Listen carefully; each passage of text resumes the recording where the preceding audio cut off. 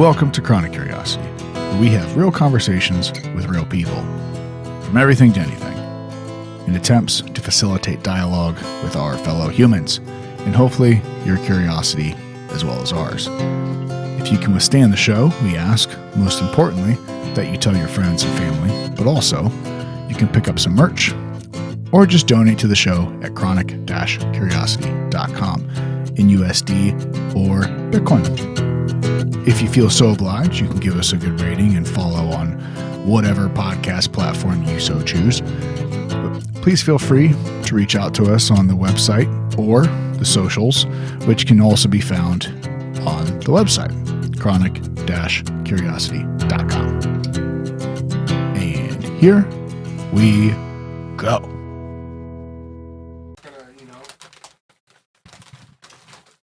If you're not going to get at your inner bitch, then what are you doing? I don't know. I was excited that you were not doing well. Someone's got to carry the boats, Chad. Because I was not doing well, especially when we went fucking off-road and We were always not a off-roading. trail, and we're going up fucking half the... No, I mean, yeah, it's fine. I want to make sure my gut... Dude, the last podcast I was on, I had this Was your gut hanging out? Oh, dude, you can see my belly button. You got that Dunlap disease? Oh, it was bad. Belly Dunlapped over your belt. Well, I was like... And that was after I slammed like $20 worth of Taco Bell, and I was like, oh, fuck, man. You taking notes today? Jesus, $20 worth of Taco Bell. It was the dollar menu, too. Oh, did you own like a quarter of the Taco Bell Yeah. afterwards? Yeah. Might as well. I got stock options. You probably did get stock. Unless you, what the hell's that delivery service? Not Grubhub, but DoorDash? there we go. Okay. Dude, unless you DoorDashed it, $20 wouldn't get you shit. No. Didn't DoorDash it. This was like Wooster rolled through the drive-thru. Oh, okay. It was like, Get I think you I a lot got... of shit at Taco Bell. If you're rolling through, if it's Yeah. DoorDash though, dude, those prices are astronomical. Are they? Like Are to they? get you. Panera turns into $82. Oh, really? Jesus. Mhm. They get you with the convenience, and they're like, Who's buying sustenance at Panera? I don't know. Not me, bro. Okay, I was going to say. Not me. How do you know that? So I can hear him pretty good. You can hear me? Oh, there you go. I can hear you a little better.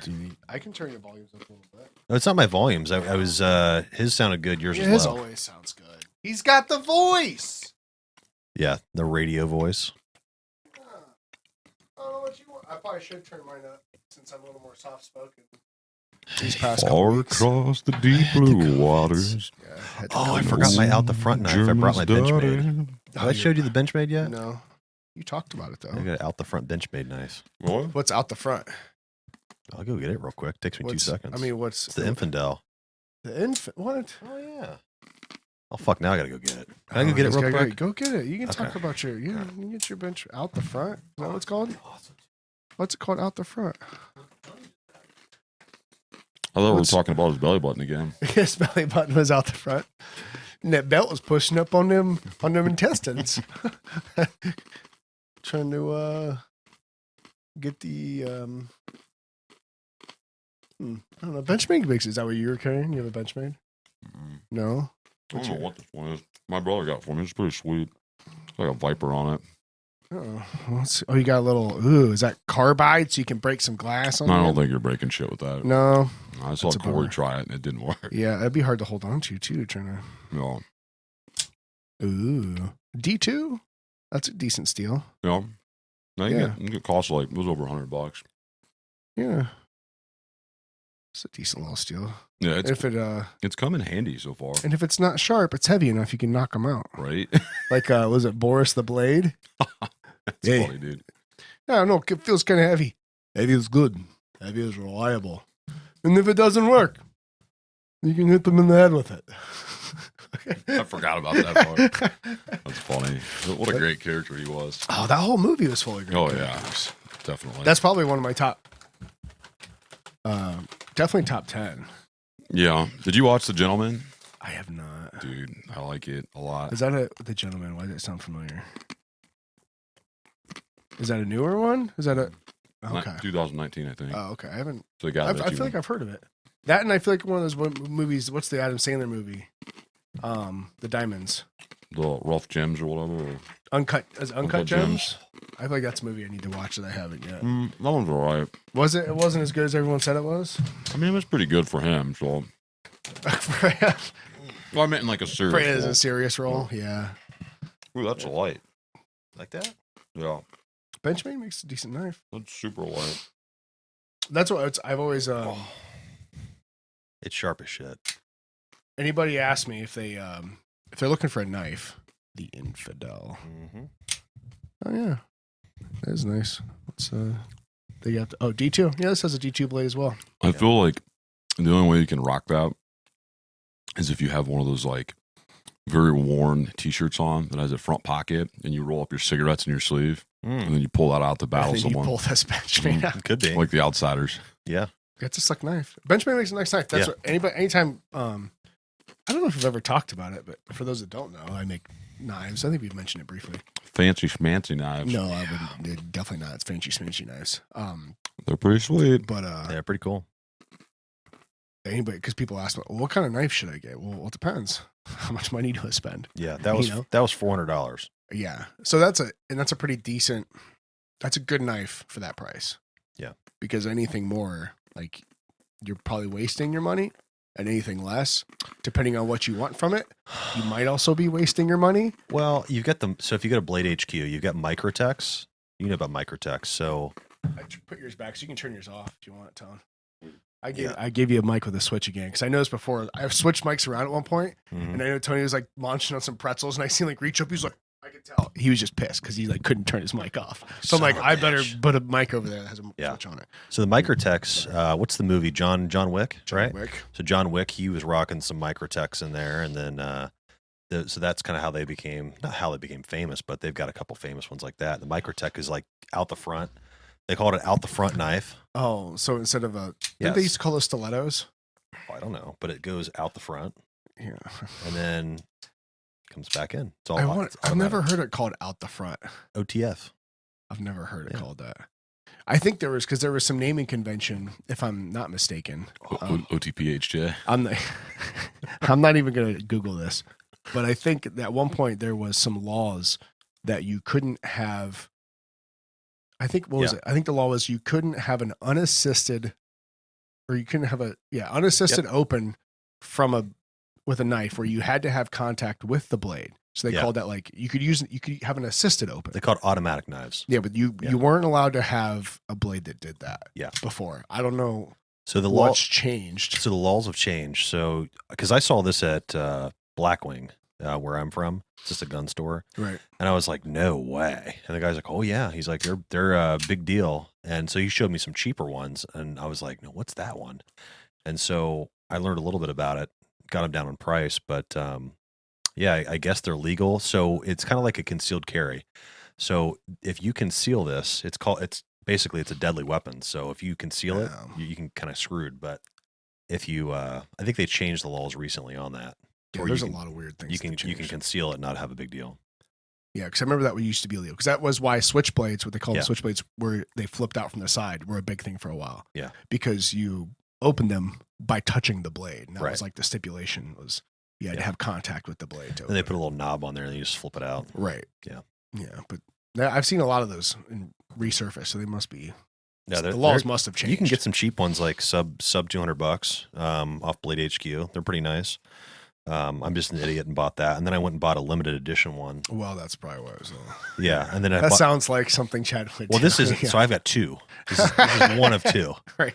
So I bought the other one as limited edition. It's got S30V steel. Okay. Yeah. So it's pretty nice. It's a little bit nicer. Yeah, that's a little nicer in detail. Yeah. But then I decided, somebody told me, it was a business owner that I was talking to. I was like, hey, you need to go on this podcast. So he talk to you about that afterwards. But he owns an archery business and where I live. Gotcha. Super nice guy. Sold everything he has, including his house and part of his business, and moved out to Montana. Oh, okay. I think I remember he's in a camper. Yeah, him and his wife, no kids, got a dog. Super cool story on Facebook, and I'm like, that's awesome. But where was I going with that? I don't know. I don't know either. The knives, but Benchmade's makes nice knives. Yeah. That's why I always say if you have a couple $100 to spend and you want to buy a knife that you can keep forever, essentially, and maybe like it'll be useful if you pass it down to your kid, your grandkid, something like that, then a Benchmade is, in my opinion, about as good as it's going to get for a factory knife. Yeah. So if you're just looking for a good knife that's cheap, Kershaw. yeah, Kershaw's good. Kershaw makes a good knife that's cheap. Yeah. That like, hey, if you lose it, you're not like, oh my god, I just threw away $500 because I just dropped it somewhere. Yeah, but Kershaw's a good one, and then or if you want a really nice one, you get it handmade by Win Knives. I don't have time for that. I have 2 projects sitting on my desk right now that have been sitting there for like 8 months. I was gonna say, I mean, I know a long time ago, I was like, hey, make me a knife, and you're like, what kind? I'm like, I don't know, sweet one. Yeah, I don't do that. Yeah. The only time stuff sits on my desk and I actually think about it is if somebody's already paid me. Yeah. Yeah, I get now I'm to the point where I do like half right up front. I can pay you.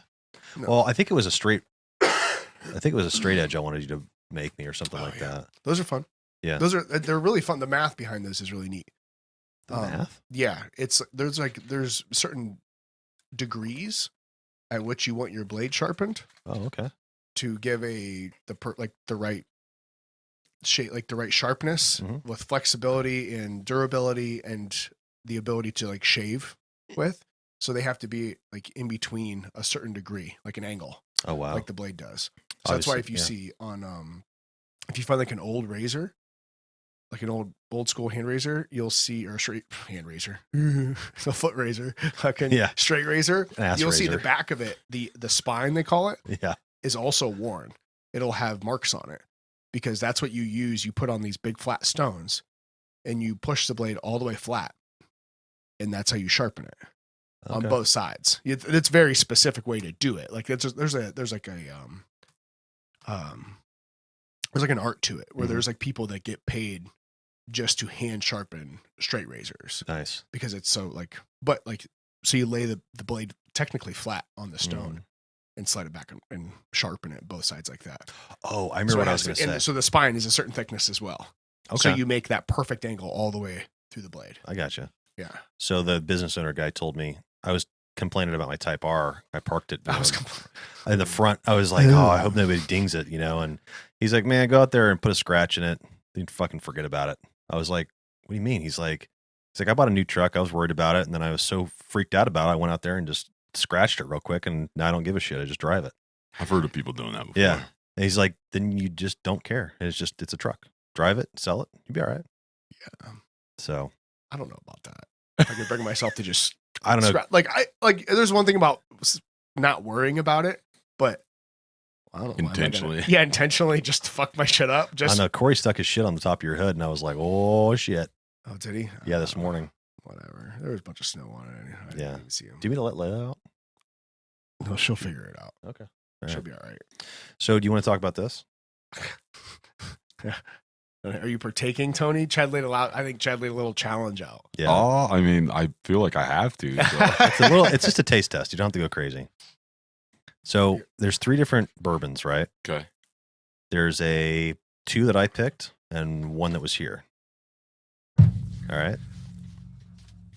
Now there's like, well, hold on. It's 8 open bottles on the shelf. So there's only 1 of those, and then I hid the 2 that I bought. Yeah. Okay. That's what I figured. Yeah.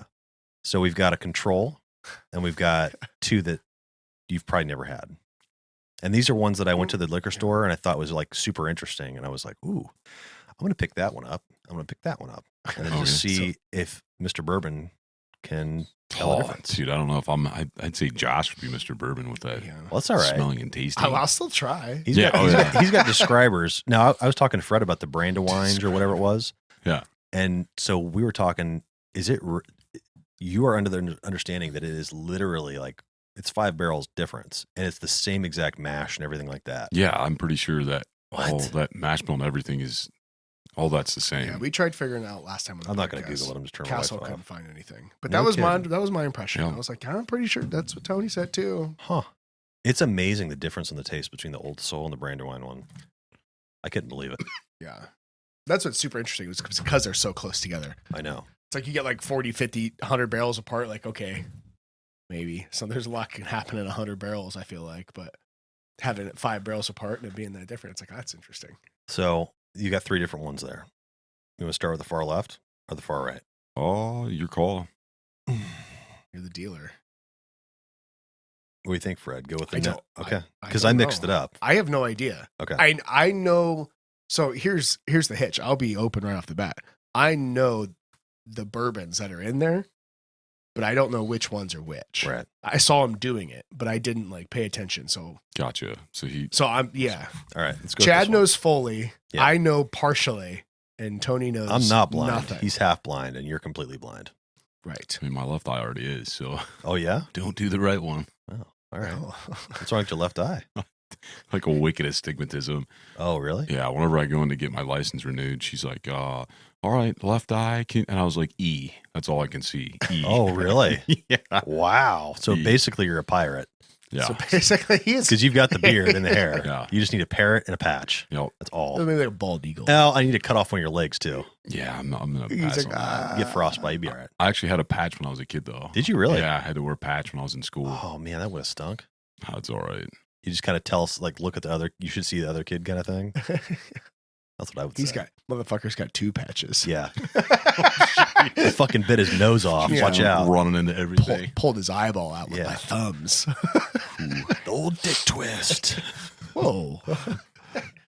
Okay. Have you seen Anyways. the dick twist thing? The meme. No. He's like, twist his dick, and he's like, what the fuck? He's like, twist his dick, and he's like, twist his dick, and he's like, the old dick twist. Like, dude, I it's have not this seen that. fucking meme. It's came full, like, it's I came haven't. around. You have I to did Google say it. back when I was in high school football, we had at one point where it was like this real tense moment where our Right. coach was like screaming at us, and one of the coaches says something about, you go out there and you fucking sand their fucking dicks off.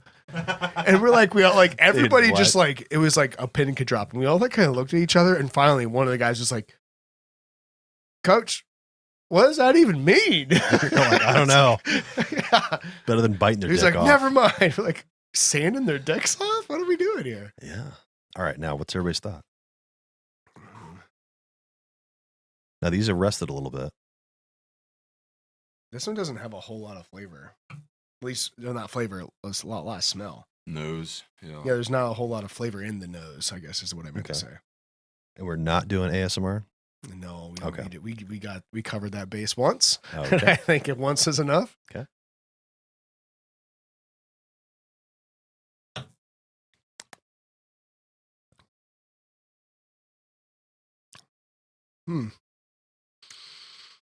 I don't know Seems- about that. It's Seems watery. And then there's a finish. yeah, there's not a whole lot to it. Yeah. Not a lot of wet wood in there. No. No. No. Seems like there were still barrels. Oh. Yeah, it's a little different. It doesn't have a lot of body. It tastes kind of, yeah, I was going to say it tastes thin. Yeah. Look, Chad's he's got it figured out. Well, I just don't have the word, like the thesaurus right next to me. Yeah, to match up with my feelings. Mm-hmm. What do you think, Tone? Oh, it's growing on me a little bit. You like it? So it's pretty like corn forward, I would say. You're right. It's feels like a younger bourbon. There's not a whole lot of mouthfeel there, so I think that's what you said when you said thin. Yeah. Yeah. It doesn't, Maybe that's what gives it that thin taste. There's not a lot of mouth. Not a lot of legs on it. Yeah. right. Well, yeah, it doesn't have bite, so it doesn't seem like it's too ethanol-y. But Yeah, it's definitely lower proof. this has been watered down. It's not a barrel strength. It's drinkable though. Yeah, drinkable. It's not nothing to write home about. Well, to be fair, there was one cheap. To be fair. To be fair, there was One one. day we're gonna hit those I know. notes. Oh man, there was one cheap, and there was the other one I bought was around the same price as like the Woodinvilles and stuff like that. Okay. So It doesn't taste like cheap whiskey. It just Yeah. tastes like Yeah, you just it's- kind of missed the mark whiskey. it seems like a good throw some Coke in there kind of whiskey. It's just youthful to me. So Yeah. Is that what youth tastes like? So in youth that? is a little bit less ethanol or just doesn't have that bold flavor. it just kind of lacks in everything, if you will. Okay. I would and- imagine it makes it even worse when it's mixed or it's diluted. You know, when it's like an 80 proof. Yeah, because it's definitely diluted. You can tell. Yeah, it's definitely. And that's definitely not the case for all young bourbons or Right. ryes. Like I think ryes are a little bit different, but I don't want you to get that impression that it's young, it's not good. It just No. has those characteristics of something that's, Well, like It is a very couple years old. Yeah, it is very smooth. It doesn't have like it's not a lot. It's not rough, but it's Right. almost like you said, so smooth. It's just kind of like even you downed it, so yeah. I'm not really sure what was there. Like it was, Are these those mountain glasses? Where Yeah. each one's like a different range or whatever. You know which ones these were? no. Oh, I don't know if it's a specific range. Yeah, so they have these with different ranges. Like they have the Tetons, they have Kilimanjaro, they have That's kind of neat. yeah. I don't know. I think those are just does it say on the bottom? No. You got They were a you got another one gift. behind you. They were a gift. Oh, okay. So, but I would imagine it was because when I was given the gift, I wasn't told that because that sounds pretty neat. Yeah. So they're cool So I glasses. would imagine they are neat glasses. so overall, 0 to 10, what you That got? first one, Yeah, 0 to 10, like for what? Like just to, I mean, you want to break it down? drinkability, the taste. Like I don't know. I would just say initial flavor. I mean, initial flavor wasn't bad. It just wasn't a lot to it. I feel the same. Yeah. It seemed like it was hollow. Yeah, and to me, that wouldn't be a mixer. Like you said something about with Coke. I would to me, if I'm going to mix something, I want to mix something that has taste to it. Yeah. But it's also not expensive because you don't want to can be kind of hard to find on some of them. But if you find a good whiskey that has good flavor to it, but it's also cheaper, and then it just has some rough edges to it that cheap whiskeys do. Yeah. Those are the best ones because then they kind of, the mix, like the Coke or whatever you're putting with it, covers out the rough portions of it, but you still get some flavor there. I'll say by far that was the weakest that I've had down here ever. I'm talking about octane rating. It's like you know what I'm saying? That's the weakest stuff. Everything else has been up there. Yeah, well, most of the stuff you had last time, I mean, The other stuff is I can barely sip it. That I just slugged it. I was like, yeah. Well, the two you had last time were both almost 120 proof. oh, And then the ones we had with Josh, we started off with 3 of them that were 80 Yeah. plus proof, and then the rest of them were Yeah, they were 94 proof, I think. Oh, is were what they they- 94? yeah, the 94s. And then after that, there was 120s and a There's some. 130. Well, yeah, you sipped a 136. Yeah, you were like, something. ooh, Yeah. yeah. Yeah. That was at the end. I'm sitting there going, holy shit. And then I tried 94 again. I'm like, it's water, man. Yeah. So we're not really doing it this time. All right, here's a second one. Hold on, did you rate that? Oh, yeah. I'm at a 6, a 5 or a 6. Yeah, I'd put it above average, but nothing to write home about. It was drinkable, but nothing crazy. I would agree with that. 4.5 for me. 4.5. So, All right. I guess so. Is Malort all the way at the bottom? Is that what? I think that new riff OHL Q-Pick is all the way at the bottom. Dude, speaking of, Oh, really? So yeah, not necessarily to make it all about bourbon, but so that new riff that I had that we tried, and it was oh, this is decent. It got way better. It got way worse. Oh, really? Yeah, Oh, no. I tried it a couple weeks ago, and Are you sure it wasn't? no, this was taste buds before. and- no, this okay. was before I got COVID, and I tried. I was like, well, now that this oxidized, I took it down. It doesn't deserve to be up there. I tried it, and it was I'm like, it almost got Yeah. a weird bitterness to it. Ooh. And I was like, oxidization did nothing good for this thing. Hmm. So Oh, then I- I just I asked Tony about that word. What was the word, Tony? oh yeah, exogenous. Exogenous? Exogenous. I was right. I just wasn't Yes. pronouncing it right. Exogenous. Exogenous. That's Yeah. right. That's the word I was trying to come up with. All right, now you have to hold on before you do anything. You got to smell it and then give your reaction. Okay. Oh, Dude, I think I already I smelled it when Yeah. it's coming over already. I know which one this is. This I told you. So this is one that he had 3 bottles, or he had this bottle sitting out, and I was like, "You're gonna instantly be able to tell that one." He was like, "Really? You think so?" I'm Yeah. like, "Yeah, Well, I yeah. guarantee it." Dude, that's candy corn. Yeah, Oh, see, yeah? I get butterscotch. Yeah, no, okay, I That's do what get I that get. now. Okay. I knew it was something really, really sweet. It is, yeah, it is really sweet. Holy. Yeah, I get straight butterscotch. Overwhelmingly sweet. Yeah, this was the wild card. Like it smells good if it were a candle. Yeah. Right? I'm like, man, I don't know if this is a This is a trick. butterscotch whiskey or if it's a peanut butter whiskey or something. I don't know. Oh, that's definitely peanut butter. Dude, I knew it. It's like a screwball or one of those Ooh, ones. yeah. That's not even whiskey, man. You get drunk off that. See, this is something you mix with like You think so? with like if you're doing like a holiday. I feel like I'm eating a Snickers bar right now. Yeah, like if you're doing like a little holiday like drink. Yeah, dude, I can't drink that. All right, put it aside. I can't drink that. It's It is good, sweet. but dude, it is just like It's super sweet. it's believe like it. syrup, man. I can't believe it's that sweet. What proof is it? I don't know. Probably I was gonna say like we don't like 70 years. 70s. I'll yeah. reveal it at the end. I think that's, to me, for it being a whiskey, that's interesting. I don't know what they do. Oh, to it's super infuse that. interesting. Like, what do they do to infuse that kind of flavor in I there? don't know, but that was It's got to be a mix. ton of dessert right there. I Like, I feel know. like I just Yeah. ate a sundae of some sort. It is. It's so sweet. Josh would really like that. No, I don't think No. so. Oh, yeah. Dessert wine or dessert Yeah. whiskey guy? I mean, that's sweeter than a lot of wines I've had. Dude, Way- that's sweeter way than a lot of sweeter. pop I've had. Yeah. Like, That's wild. They just have to like dump a bunch of like I guess. I don't know how they Extract. Vanilla extract or something. get that. Something. Literally take a jar of peanut butter and just Yeah, like, it's like here you can go. see it like hanging on the side of the glass. Yeah. The Oh, legs really? are crazy on that. Yeah. So when you have that mouthfeel that like where it kind of coats your mouth, Yeah. you can see that in the glass when you. Yeah, that's It's- called legs. I thought the Yeah, more cool. legs, the more higher proof. No, usually it's that viscosity, I think. Yeah. How So well it's it- thicker. Okay. So it's like that oil is like sticking to the side of the Dude, glass. that is straight sticking. Yeah, you can see it like pouring down the sides like syrup. But we don't have to drink all of it. No, I'll drink all of it. Okay. I'll sip on it as I. Bro, You don't have to I'll let you. Yeah, It's Tony- a taste tester. yeah, that's fine. I'll let you hammer on that one. I will. Okay.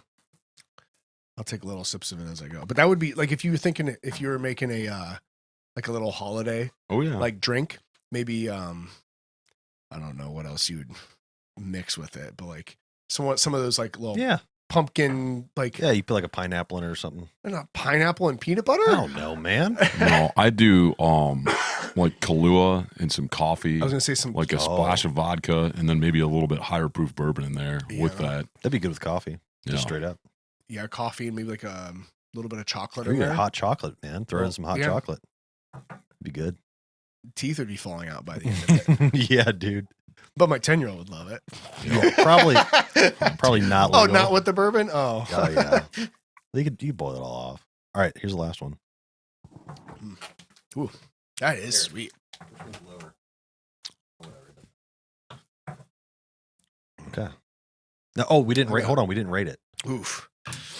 You're gonna say 0? Oh, I'm not gonna say 0, but I mean, in terms of like if you knew what you were going into and you're like, hey, this is dessert, Uh-huh. I'd have to rate it pretty high Oh, really? because it tastes like dessert. Yeah. like that would be enjoyable if you knew that's what was coming. Oh, and you wanted that. Like Okay. I'd rather eat my There's- dessert than there's drink it. there's Okay. a big difference between knowing But what's coming and enjoying what's coming. In terms of what that's going after, like if it's going after dessert, if it's going after a peanut butter profile, like it knocked it out of the park. Fucking nailed it. Nailed. Yeah, because like the taste and everything wasn't bad. No, you know it what I mean? wasn't. Like It's as just far as like it. It had no ethanol though. I noticed. Like that Yeah. was like it's got to be pretty low. right, but that could be dangerous though. It's got to be high enough to be in a liquor store. You know. Right. That's true. All Yeah. right. Wait, here's the last one. Okay. Oh, rate it. we got You to gotta put a rate it. number on it. Yeah. man, I feel like I got to give it 2 ratings because Give 2.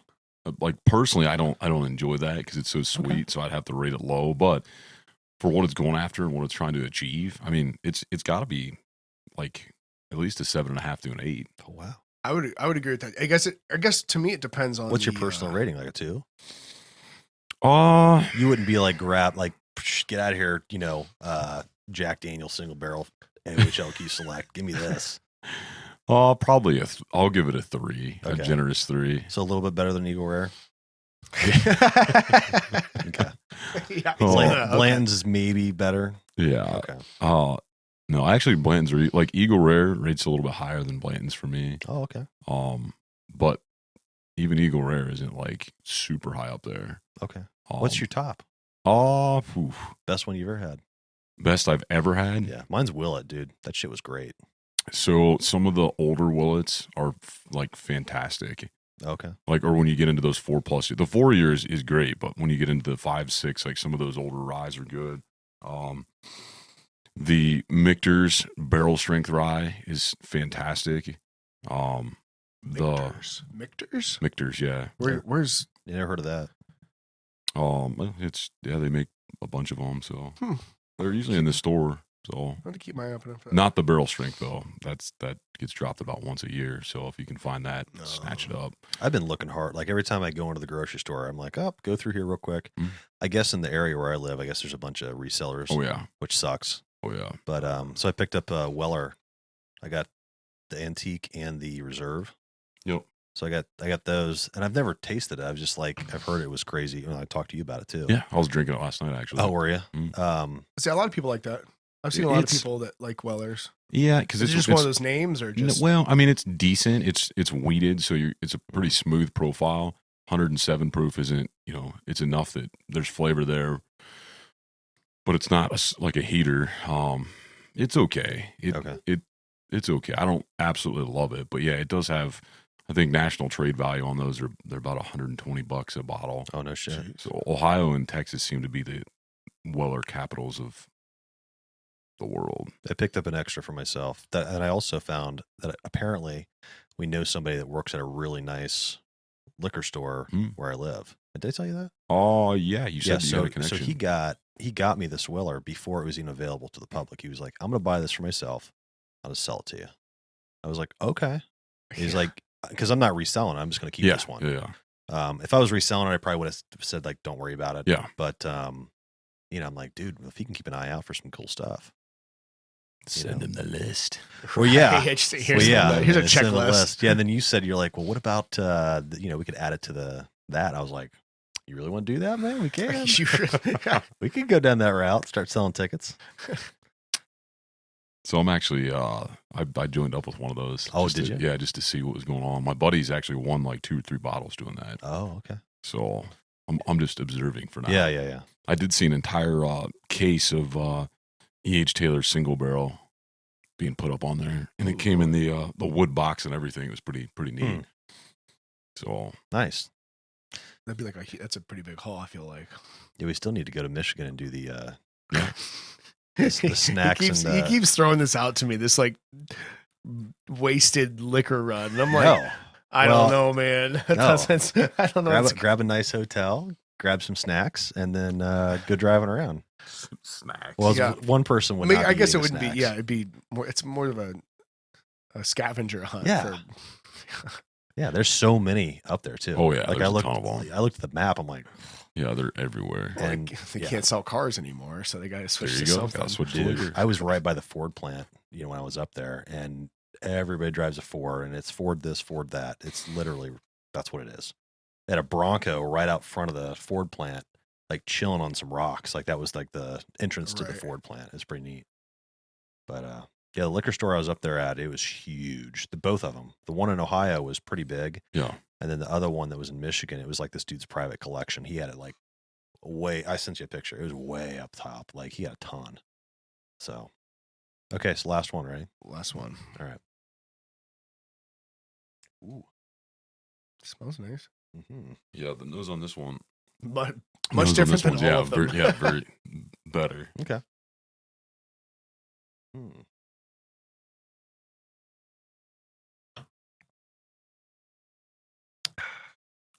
Still got some peanut butter in my mouth. I know. I got rid of the peanut butter. That one's definitely better. You think so? Yeah. It's definitely got more flavor throughout the whole profile. I'd say it's full bodied. I wouldn't go too crazy, but it seems like from the non peanut butter one we had. Right. Yeah. No. It's decent. It's very good. Yeah. It's not. I wouldn't say it's very good. It's very decent. Like it's like this is a drinker. I could drink this. Right. I think it's got more character. It's you can kind of. I guess there's Josh would have a field day with that one versus like he would just say that one's like, oh, that's whiskey. This one he'd be like, oh, it's got nutty notes and I don't know. I taste pretzel on there. I feel like this would probably be. I think this would still fall flat of Josh's love for Willet. Because I don't think I think he'd like the peanut butter one, man. He'd be like, bro, that stuff's good. Like, yeah.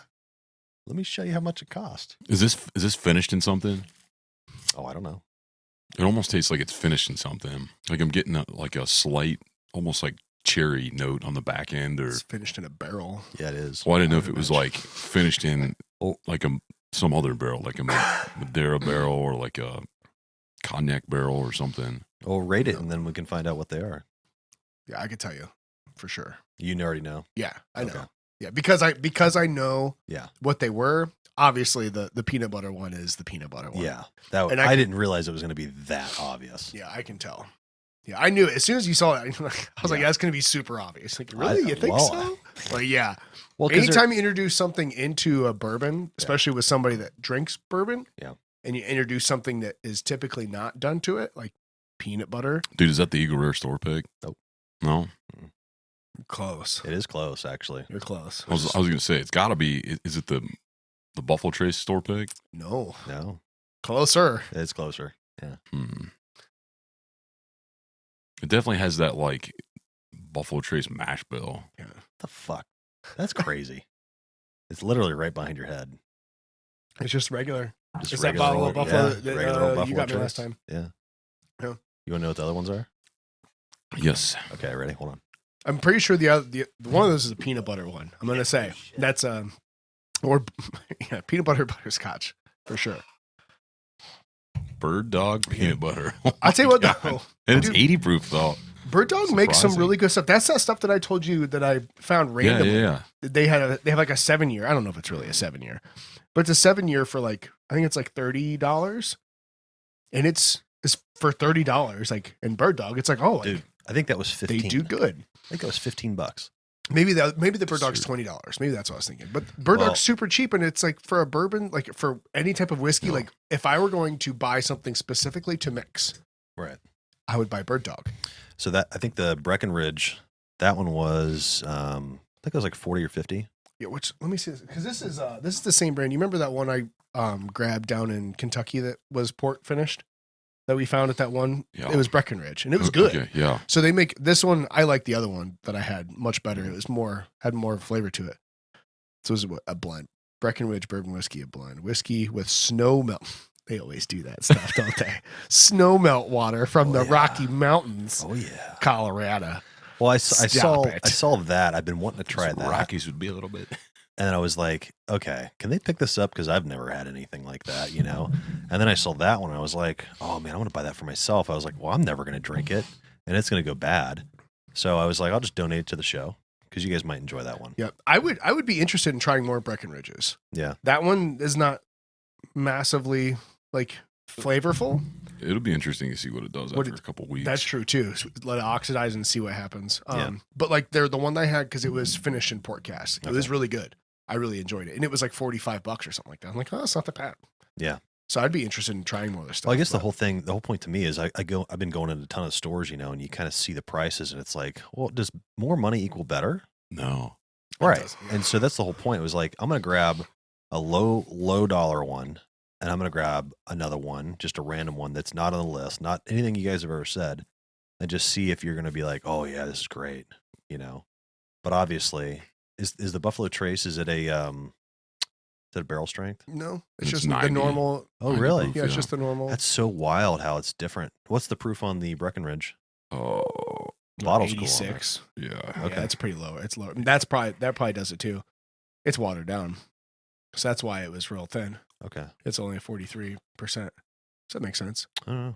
But isn't that wild? That's only what 6% or 3 percentage points difference between that and the Bird Dog.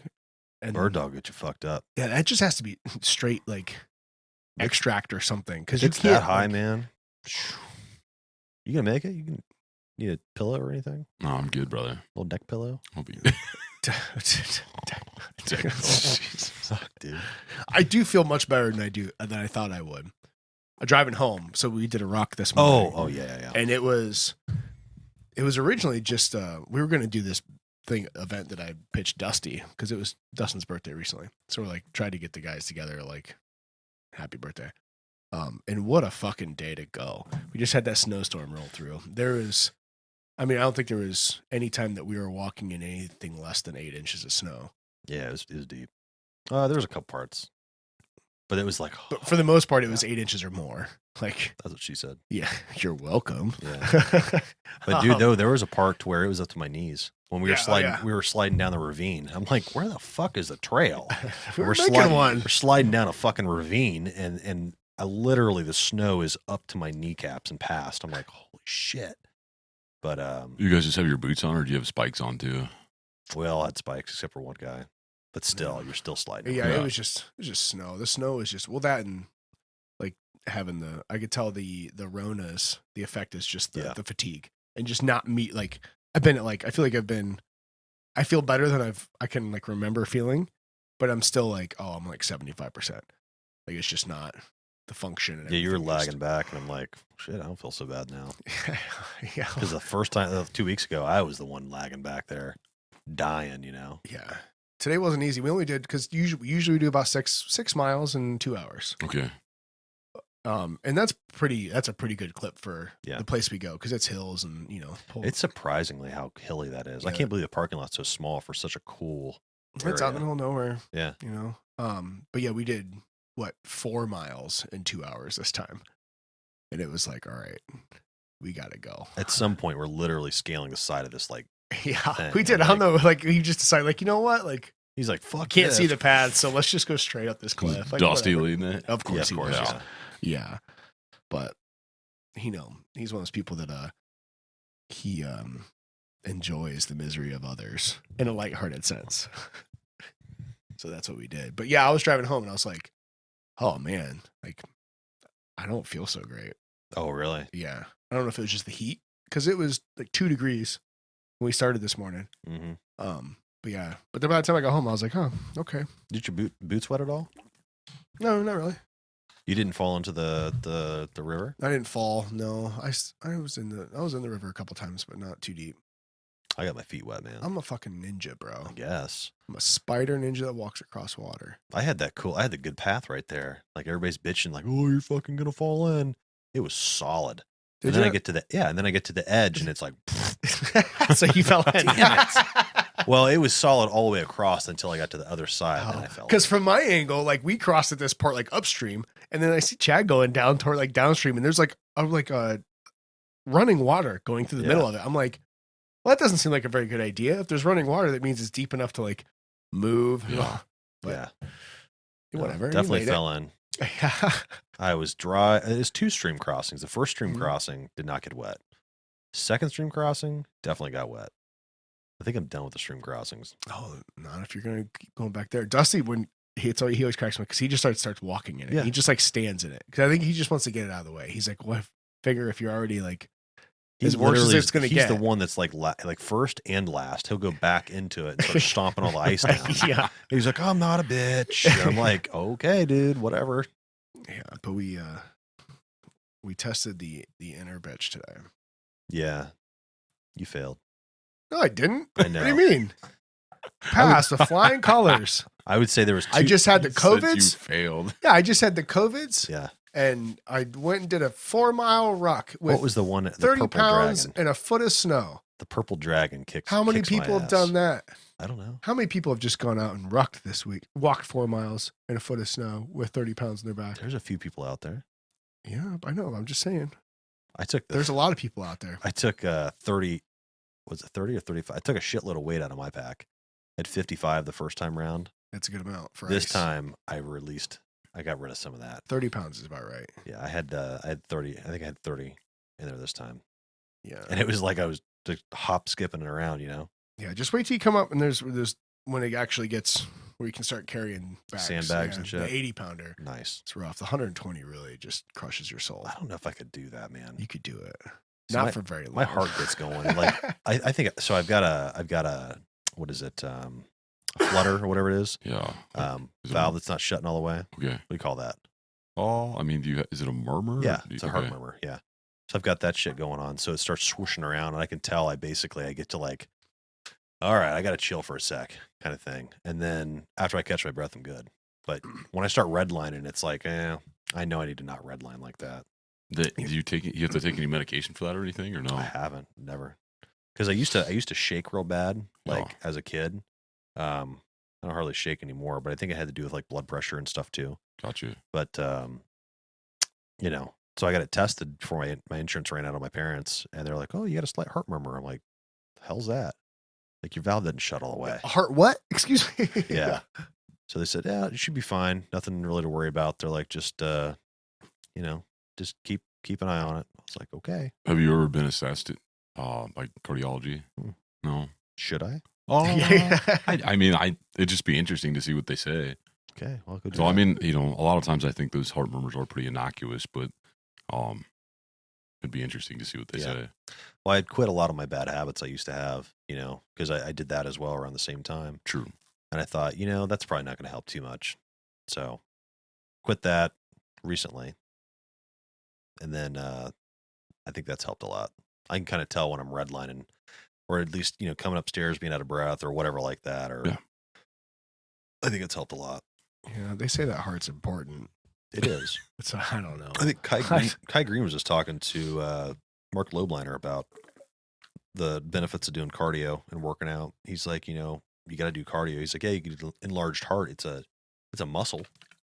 It's going to grow if you work it. He's like, but here's the thing. He's like, you have to have a strong heart because you're walking around like 260 pounds solid muscle.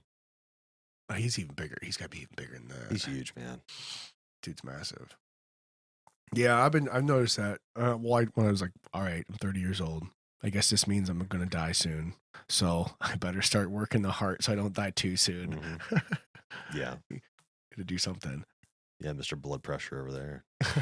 Dude, which is crazy. What was it? I'm always running. It was high. Ooh. It was pretty high. Like 160? It was higher. Ooh. What? Having a rough morning? The bad thing was the systolic. So the number The underneath was high. Real high. Was it 100? Higher. Oh, yeah, that's bad, dude. It wasn't good. Holy fuck. Have some I'd be road drinking that rage water, on the way man. there? Yeah, what's that? Did you have some road rage? No, I was there? dehydrated. Oh, yeah. That'll do it. Your heart's like, listen, dude, there's no liquid in there. Yeah, need some I'm lube. trying to pump some stuff over here, but there's No. nothing. It's all Yeah, peanut butter. It was not good. Yeah, it'll be peanut butter when you leave. It was not good. No bueno. No. That's dude. It was high. Concerns, Especially for someone that I run all the time. Oh, do you? Which is, yeah. But I mean, I guess if you're that dehydrated, so What the hell did you do last night? a fair bit of drinking. A fair bit of Did you, drinking. did he you says. sleep in a like a true bathtub gentleman or what? No, Okay. On a bathtub? no, there was no. It was in my bed, so we were Oh, good. so not Yeah. that bad. Not So that it bad. wasn't that Not much. bad, yeah. Yeah. Not that bad. If you make it to the bed, But you woke up and it was wasn't like too much. gravy, basically. It wasn't good. Okay. It wasn't good. No bueno. Stay hydrated. Yeah. Cool, man. There was something else I was going to ask you. Oh, how's this sound? It sounds nice. Does it sound different? I don't know. It's hard to say. I'll have to. Chad got a mic, so he's trying it out. So it'd have to be. It's hard to tell until you listen to it recording. You know what I mean? So here's this one right here. Yeah. Okay. So the old school one. Yeah, it does sound a little fuller. But at the same time, I've realized what I recently did to the podcast. Not that anybody really cares. And this is this one right here. Yeah, it's a little fuller. Yeah. You think it's fuller? Yeah, it is. But the problem, Okay. which is good for if you're equalizing your own like single podcast. Yeah. But what I've recently, I don't know if you've noticed in the past couple shows, is what I did is the like levels are I better. cut the bass off of everybody because my problem is like Tony doesn't talk real loud, but he has so much bass in his voice, it just carries through everything like fucking like, Damn that like a bass. tsunami. You got a subwoofer in your car. It's like, Damn that Yeah. bass. So like, and my voice is super soft. I've realized, like, even if I talk at the volume, like the mic just doesn't pick it up. Like, and Cass, her voice is like so strong in that certain like upper pitch, it just fucking cuts through everything. yeah. So all you hear is just Tony in the back, and the cat's like, and then I'm just back there. I'm still here. Yeah. So I realized cutting off the bass off of everyone's voice allows everything, that treble and everything, they cut, and everybody like sounds more equalize. Yeah. So, Well, good. but it's a lot of guesstimation. I don't know what I'm doing over here. Just throwing shit together. Sounds good to me, man. Yeah, it does sound pretty good. Yeah. Be all right. Trying. How's the COVID's doing? Like, have you seen Tony at the hospitals? Is it better than what it was? Oh, so there's a lot of people that have it. It's just not as deadly as the other variants. Okay. which Delta's, is- I guess you said one of the podcasts, you said Delta's still going around. It is. I think Okay. I think it is a little bit. I think it's almost phased out, but occasionally I'm seeing some people that are having some lung issues. So that didn't have some comorbidities. So I'd imagine that's probably still Delta. Oh, like afterwards. Oh, like during when they have it, like they'll okay. get pneumonia or they'll get some Are you seeing like stuff. long-term effects of this stuff? Oh, so with some people, yeah. I mean, like there's a couple people that I know that have had some cardiac issues, like tachycardia, like a fast heartbeat, and they had to be put on beta blockers. Yeah, I mean, definitely a couple people have had some long-term. Now, are these both vaxxed and unvaxxed? Oh, yeah. So some of them weren't, some of them were. So I, at that point, if you were, I don't know if it's completely attributable to the COVID itself or to the spike protein you were getting from COVID and the vaccine. I don't know. Interesting. I don't know, but yeah, I mean, it's there's something going on there that's not good. I mean, these aren't old people. I mean, one's 24 and the other one's in their mid 30s, I think. So, no kidding. Yeah. And it's just there. It's just something like no other disease would ever do. No, I mean, for now it's there. Hopefully it doesn't last, but yeah, like I said, I mean, the one girl, man, she was on a bunch of different meds and they just really couldn't figure it out. And, so her heart rate would go fast and she would just pass out. Oh, wow. Yeah. Huh. She would just pass out. That's like so multiple times like a day. Is like AFib or something like that? So it's called POTS. I think it's called the postural orthostatic. Oh, so she got POTS from it? Tachycardia syndrome, maybe. Yeah. Is there like a so I don't know anything about POTS roughly, but I've heard of it, and I've heard of partial people's journeys from it. Is POTS like an actual disease, or is it just a collection of symptoms that they just kind of categorize? Yeah, I feel like it's probably that collection, that sequela, or like it's. I think that means. Collection. That's basically. I'm surprised that I just came up with that right now, just in my that it made sense. So you think it's just a collection of symptoms that's just like, hey, this is and something's going on, and then all of a sudden your heart's speeding up, and you're just passing out. She said she would pass out like a lot, not just like once a day, like 10 plus times a day. That cannot be healthy. She's like, I would know when it was going to happen too. She's like, I'd have to get to a spot and sit down in a chair, and I would just pass out and wake up. And I'm like, my gosh, that sounds terrible. She didn't immediately go to the hospital? She just laughed. Like, she went to the hospital. She was working with cardiology, and she just brushed it off. I'm like, that's not good. And she's like, it is what it is. If I die, I die. And I was like, ooh, okay, well. I was like, okay. At least you're not in denial about the situation. Yeah, anything like, it's like driving a car. You start hearing a tick. You're like, oh, shit, what's that? Oh, yeah. For me, like your body, you only get one of those. You can't, you get the newer model, that's it. Maybe. I don't know. I don't know. That's wild, though. It seems to be a strange amount of cardiac symptoms and events happening to people that I think take it all the way back to this. I am fairly convinced that I can say that this thing was man-made, or at least man-altered. Oh yeah, they sat there and they started doing a little bit of this, and I think that whole topic, because realize, and nothing more. Honestly, this is the capper for me, was how quick everybody accepted that it was probably somehow made up in a lab. From denying it for so long. All of a sudden everyone's like, yeah, it's probably made in a lab or created, altered in a lab. And then a month later, you don't hear anything more about it. Yep. Like, oh, so now that we all agree that it's probably made in a lab, now we're just going to forget about it? What? Yeah, dude. So like, huh? So they don't want to admit it, because I guess there was a lot of people that were looking at the molecular makeup of the actual disease, and they're sitting there going like, man, that looks really interesting. They're like, oh, it did that? Like, you can see the twists and turns in the disease itself, and they're going, that looks a lot like this over here. And it was like there were some parts of, like, I think even like HIV or something like that was, I mean, it was either HIV, there was some kind of or autoimmune disease or something like that. Something in the sequence that it wasn't like HIV, but it was like some kind of sequence flagged in the whatever the genetic makeup of it. It was interesting enough for somebody to bring that up. Yeah, a monkey and a bat got it on. I guess. Well, I was dying when I saw that truck that flipped over with all the test monkeys in it. I'm like, this is how outbreaks started. Oh my God. Well, but here's the weird part. Like, I watched that, and the first thing I thought about was like, oh, is that on purpose?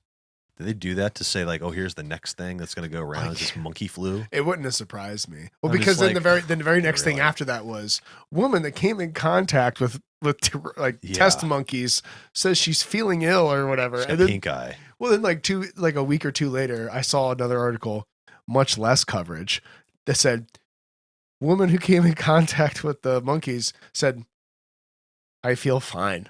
Like, I'm not sick. That's a made up story. Oh, really? Yeah. Oh, wow. Yeah, that didn't get nearly as much coverage, did it? No. Obviously not. No. Yeah. It's like the moon rock thing. We were like, holy shit. And then it's like, it was just a rock. Yeah, well, that's bullshit. They switched that one up. Yeah, they did. There's no way. I really enjoyed the Fred speculation. I told Fred that when you were speculating about the lizard alien penile gland thing. Oh. Oh my gosh. I was listening to it in the kitchen and I just started full on laughing my ass off. My wife's like, what's going on? I'm like, Fred just speculated. It's so funny. Yeah. Well, you never know. I don't know if these vaccines are microchipping me. Total joke. The 5Gs, man, affecting the planes. I did make that joke. No, we were talking about frequency a little bit and how. So I'm just going to pick one thing. I need to try all that. Okay. So just like the bourbon. Yeah. I did basically the same thing, but with the frequency 432 hertz. And I had the same song. I played it. So do you have any like full knowledge of why? Like they say why it is, and like in any like, did you dive into it at all? Because I don't know anything about it. I've heard of it, but I don't know anything about it. So it's like, I guess it's like the natural frequency, right? So every planet, natural frequency. So so like planet Earth, every single planet has a frequency, right? A typical frequency that it emanates. It should have a lot though. It should be a ton of frequencies. It's based on the size of the planet. I got you. Like the average. Yeah, it's not really the average, but it's like the size of the planet, like because it's all magnetic, right? So it just it resonates a certain frequency. Is it gravity? It's magnetic. We got a bunch of fucking dum-dums talking about like in-depth science up here. We don't know the fuck we're talking about. No, it's magnetic because gravity is based on the size. Right. So the bigger the size, the more gravity. You're not going to have a Jupiter-sized planet with less gravity than Jupiter. Just not. That's not how gravity works. Well, you could if it was made of less dense things. No. Because isn't gravity directly tied to the mass? No, not based on the dense. It's based on the mass, the volume. No, mass and volume, and it's mass and density inside the volume. You're saying if you had a planet that was steel core versus like copper core or something like that. Yeah, or like a planet that's Jupiter that's a lot of gas, but if it was the same size as Jupiter, but it was all. Oh, I'm talking the surface. So if you're on the surface of Jupiter, like whatever that may be. How big is the surface of Jupiter? Does anybody really know? Nobody really knows. Because it's all we see, these clouds. But maybe it's like the size of like Mars, and it's tiny. No. And it's got this big gas cloud that's just around it. And we just can't see into it. And it's just a tiny little planet in the center of this giant gas cloud. When there was a satellite or something that hit Jupiter, we flew it into Jupiter. Right. And there was an explosion that happened when it hit. You could see it. Yeah, but that could have happened in the atmosphere. A lot of explosions happen. A lot of explosions, especially from extraterrestrial things coming and flying into an atmosphere that fast. I don't know. It explodes. What are you doing, man? He's got, I don't know, he's doing things. Okay. He's doing things. All right. Good. I would too if I had that high blood pressure. Get that BP down. Holy shit, man. Don't chug vodka. But yeah, no, seriously. So back to the Wow. I'd like to have his input on it. I don't think he really cares, though. He doesn't. He doesn't give a shit about anything. It's fine. So I looked into I don't even know why he shows up anymore. I know. He's like, I'm here for the pretzels and whiskey. So anyway, I looked into it a little bit. So just kidding. I love you, Tony. I know. Tony's awesome. So there was a long time ago, like Mozart and all that was tuned in a special frequency, like a significant frequency. Okay. And frequencies, it wasn't always 432. There was other ones that was like 419, but it's different. Isn't it 440? Isn't that what we use 440 now? is a standard right now. You know what's super weird? Okay, what? I just saw a map today that it was of the world, and it was how countries. Was it the frequency? Oh, just kidding. Sorry. I was gonna say there's one behind. It was this was an electrical map, like which. Volts and amperages and stuff that people use for like normal. 220 versus 120. Sorry. Continue on. Completely different. Dude. Sorry. Talking about sound, not sound. I know. I'm sorry. So anyways, I'll do a little show and tell. The normal frequency. So you've got one microphone that is, well, I guess it's not even a microphone. It's pitch. So if I'm sitting there, like if you have your guitar, if it's tuned in standard tuning, it's tuned in 440 hertz. Right. If it's tuned in 432 hertz, I think the E string is like a C sharp or something. Okay. Okay. So then you tune the rest. So it's like a half step down? Yeah. Or 1.5 steps? Yeah, 1.5, I think. Okay. And so when you play that guitar and you tune it all like that, it sounds completely different. Not just it being lower. It makes a different tone for sure. But whenever I found this music, it was like they increased the tone, but the hertz was different. So they played the same song, and it was it was sped up. So when you do it unnaturally, let's say you play like Green Day song or something like that, and it's 440 hertz, then you're like, oh, let's see what it sounds like at 432 hertz. Typically, what they would do is slow it down, which lowers the frequency. Kind of like how you'd like drag your hand on like a vinyl record and it'd go really slow like that.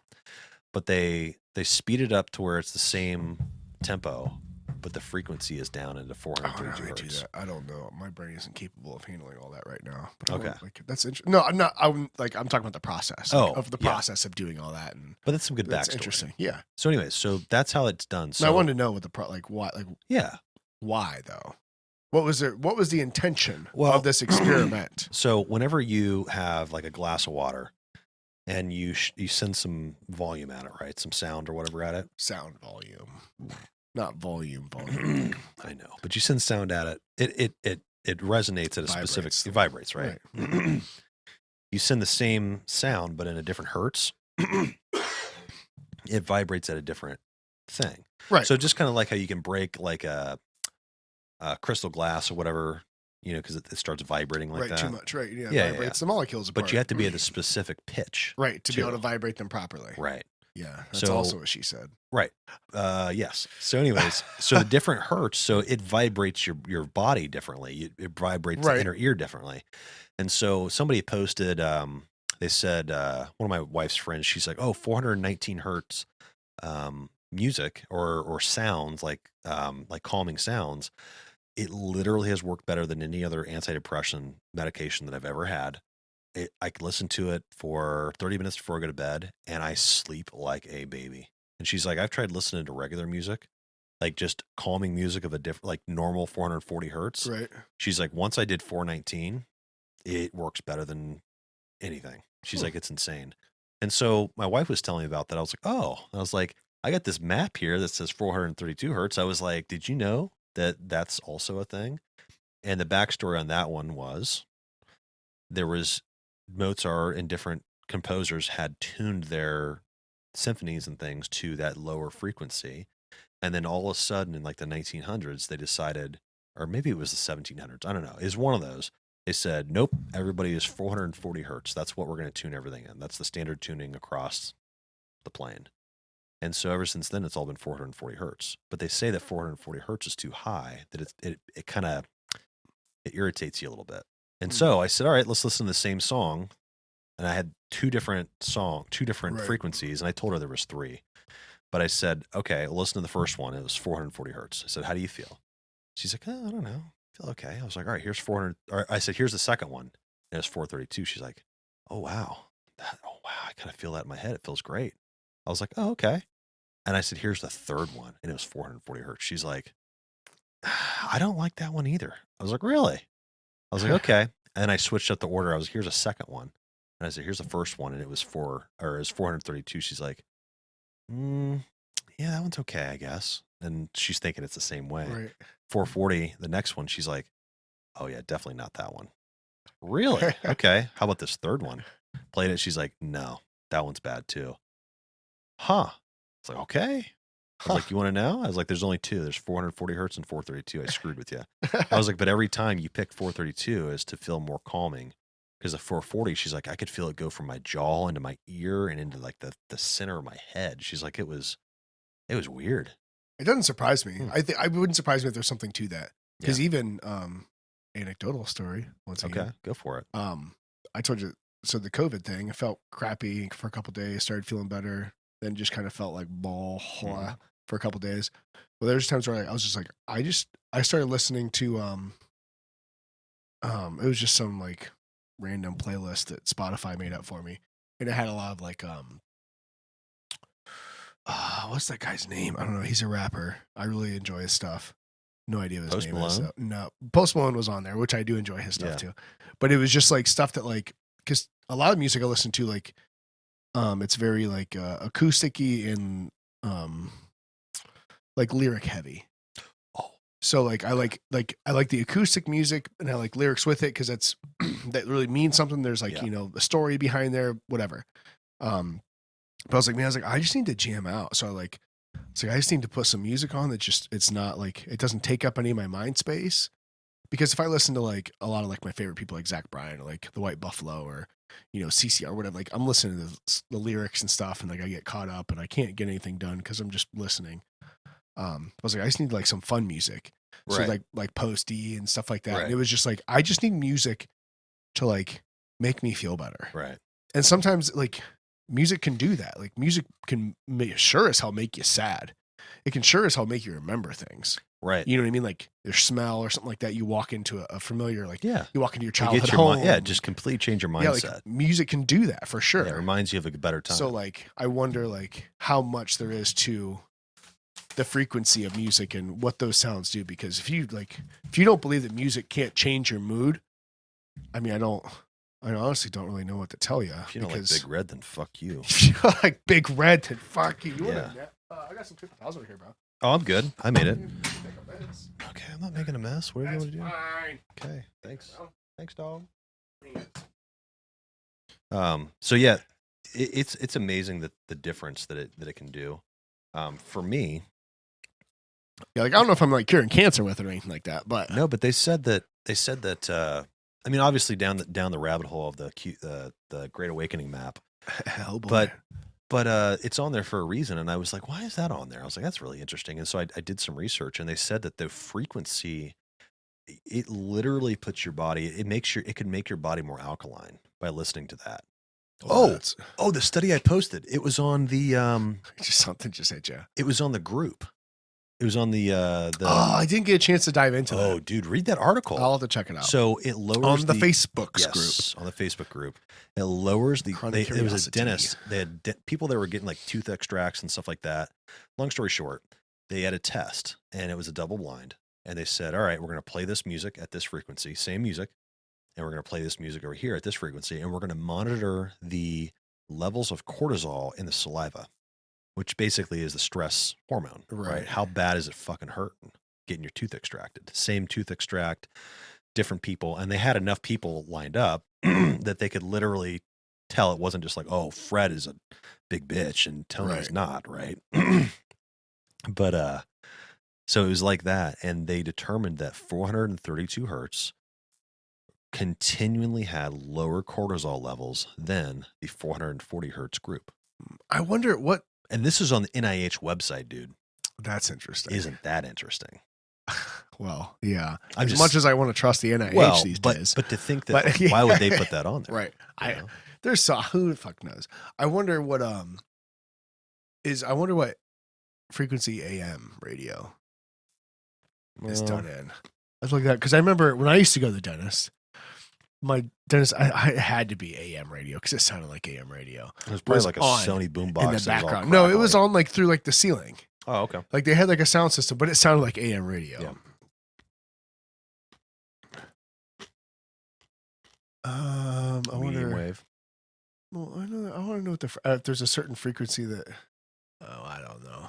Well, but it's talk radio, so the thing is that it's like if you talk with a different frequency. So Tony, we're talking about the NIH website or the NIH thing that I sent about 432 hertz. Did you have a chance to read that? Yeah. Isn't that interesting? The cortisol levels changed. Yeah, I mean that's why I made that comment. Oh, okay. Okay. Dang it! Sorry. There we go. No, you're fine. I haven't read it yet. I have to check that out. It was interesting. That's what I'm saying. I mean, to think that kind of thing can affect your physical body, it really is. And I'm just like, because we were talking about 432. We're made up of molecules and everything else. We vibrate. Vibrates differently, I guess. Yeah, I mean, I would imagine it's like working out when you put your rock music on or something, or you're kind of get you Right. So it'd be interesting to see if it was like physiologic, though, like you said, with the cortisol. If all of a sudden, like, oh, there's more adrenal secretion, or you get, you know, what do they call those? Man, I can't think of what they are. It'll come to me. Yeah. Well, that's what I was talking about. Like sometimes, like you just need to play certain music. You're like, I need this music or whatever, just to like, I need to get in a mood. Like, or I just need to feel, I need to be in a better mood. So I just listen to a certain type of music, this, that, whatever.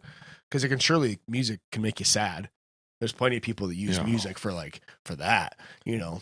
So I wonder how much, like you said, like I wonder how much of that is physiological, where the frequency can actually change how your body responds to those like actual waves.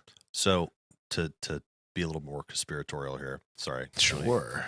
So do you know the guy that's Extension or whatever, XXX XXX Extension? Yeah, Extension. Yeah. Whatever, that dude. I've just heard his name. You know of the guy, right? At least the word. I just know people talking about him. Yeah. Well, he got shot down, and it was in a dealership.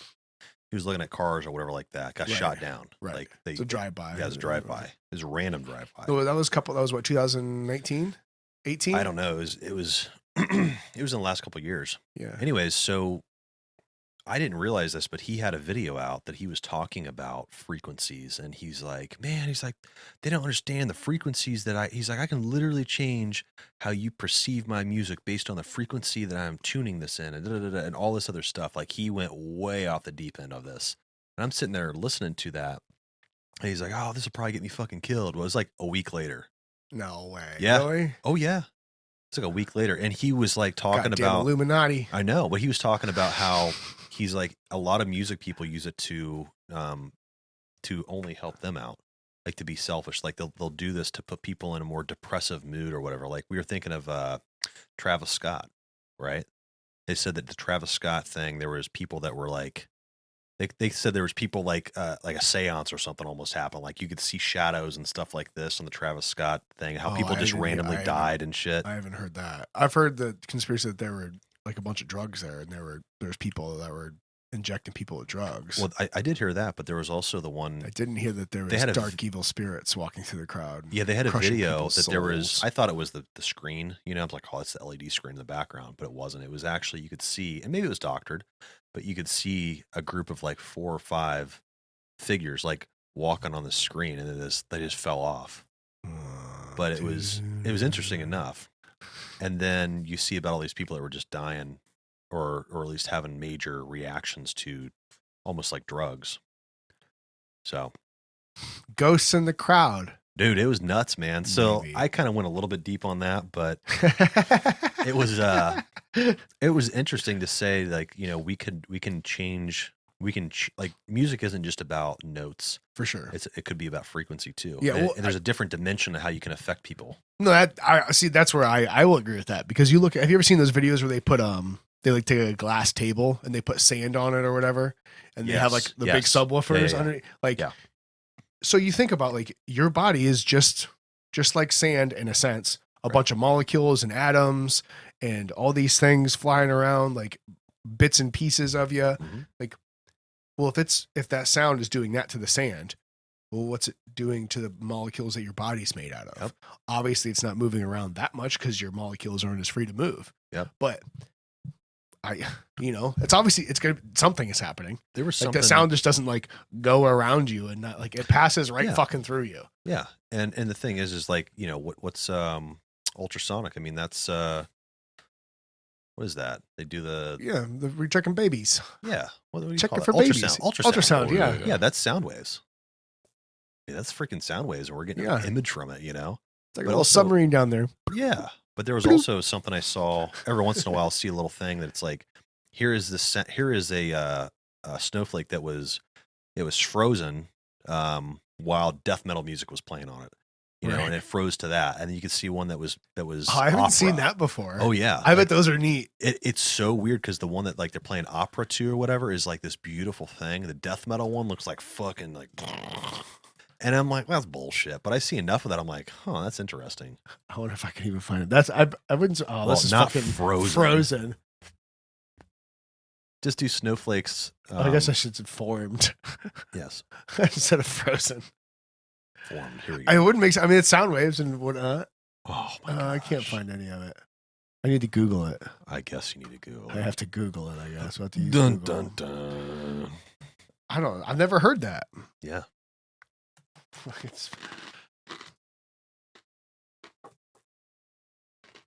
See if I can find it. I don't know. Is there a picture of Neil Young going to pop up? Probably. Snowflakes. Oh, there you go. Ah, There you go. the music of snow crystals is There's the frequencies. the music of snow crystals. Yeah, man. Let's start. Oh, that's interesting. Yeah, so it's different songs and audio thresholds and scales and major minor scales. But they are completely in different shapes Yeah, based different on formations. that. Yeah. It makes sense. The same thing as, like I said, the sand on the table. Yeah. That frequency, it aligns those molecules as they're But shifting around. it was really predominant, the ones that were like, death metal music or whatever like that, based on. Well, it's definitely a different sound, Oh yeah. But It's almost like the water was like reacting to it, like in the same kind of way you would expect. That's what really threw me. violently. Yeah, violently or just peacefully. I don't know. That was interesting to me. Hey, if it's doing that, like I said, if it's doing that to the sand and the snowflakes, what's it doing to to your brain, you man? while you listen to it? Raising your cortisol levels and Yeah, suppressing your natural. raising your blood pressure, Yeah, all the things. that's probably what it was. You were probably probably the listening to death music. metal, man. That had to be it. Death metal and It's like whiskey. Had to be it. that was it. Actually, I think I was listening to a Rogan podcast. Oh man. Oh, was that's it. probably got to cancel them. Cancel them. He He's just, raising All your that blood pressure. misinformation. he Yeah. just put another apology Yeah, I video saw out. that. Did you see The that second one? one. Well, this one was. Sorry I guess for the apparently N-word. somebody like mashed up a bunch of his podcast of him saying. I think it was the N word. It was the N-word. That he was like using it, like he was using it, and I guess I don't know. I haven't seen it, but he said that he was using it like in context of people saying the word or people using it in their music and different. But like somebody went and pulled all the times that he like said it and like put it in a mashup video. Like that's gonna sound terrible. I mean, whether like I don't know if you're should be saying that He word was or not quoting, either. He was quoting like comedians that would openly say Yeah, it. but yeah. So regardless, yeah. There's more stuff that they're really doing a deep dive. I cannot believe he literally apologized. Like I can believe he apologized for that. I can see I that. would apologize, but if you're already like, if people are already shit on you at some point, I was talking to Corey about this. You got to just be like, hey, I'm not apologizing for that. Here's the word I'm going to use. Go F yourself. Yeah, I don't know. I think there's times that you have to be able to be like, hey, like Are you, yeah. are you talking about the 9-minute video that he put out? this It is the was second. just- this is it additional just came one. out. Okay. I didn't listen to that one. The first one didn't seem, I guess it was somewhat of an apology, but This one was, I'm sorry. okay. Yeah, Yeah. there was no I'm sorry in the first one. It was just like, No, I'll do a better job of getting He had guests a on black that have shirt on. different opinions. It looked like he was in this, like, he's like, I'm sorry. He's like, I'm even appalled from hearing the things that I heard. He's like, I can't believe it. He's like, I haven't used that word in years. He's like, but I thought I could use that, back in the day, and whatever my brain was like, okay with it. He's like, and now I say the N word. I say N word versus Right. Yeah, we don't need to say it. I'm That's not going to fine. say it. Appreciate It'll that. come up in like 10 years from now when I'm like a CEO or something. Like, I get the apology for that because that makes sense to me. That apology makes sense. The first one, like you said, I don't think it was too bad. He went a little easy on the first apology for the having controversial like people on there, but like he has people of every like the biggest thing that cracks me with like always like this alt-right wing. The dude fucking supported Bernie Sanders. Yeah. Like, stop it. Like, let's forget it. But, and like, it's the same thing with like Whoopi Goldberg. Did she say something fucking stupid? Yeah. But like, do I think she should be fired or like suspended? Like, no. Like, what happens if you say something stupid that ends everything for you? You say one thing wrong. Like, if you say one thing that's miscalculated, even if you agree later on, like, shit. Yeah, I shouldn't have said that. Because there's plenty of things that you say throughout life, you go, yeah, I shouldn't have said that. That wasn't right. So, like, you say that one thing, and that's like. Is there any other word that you know of, though, that. There's one I know Cassie doesn't like. That outside of context, like, there's really no place to ever use it, and or you should always apologize for it, like the N-word. Yeah. That one is a special word. See you next Tuesday.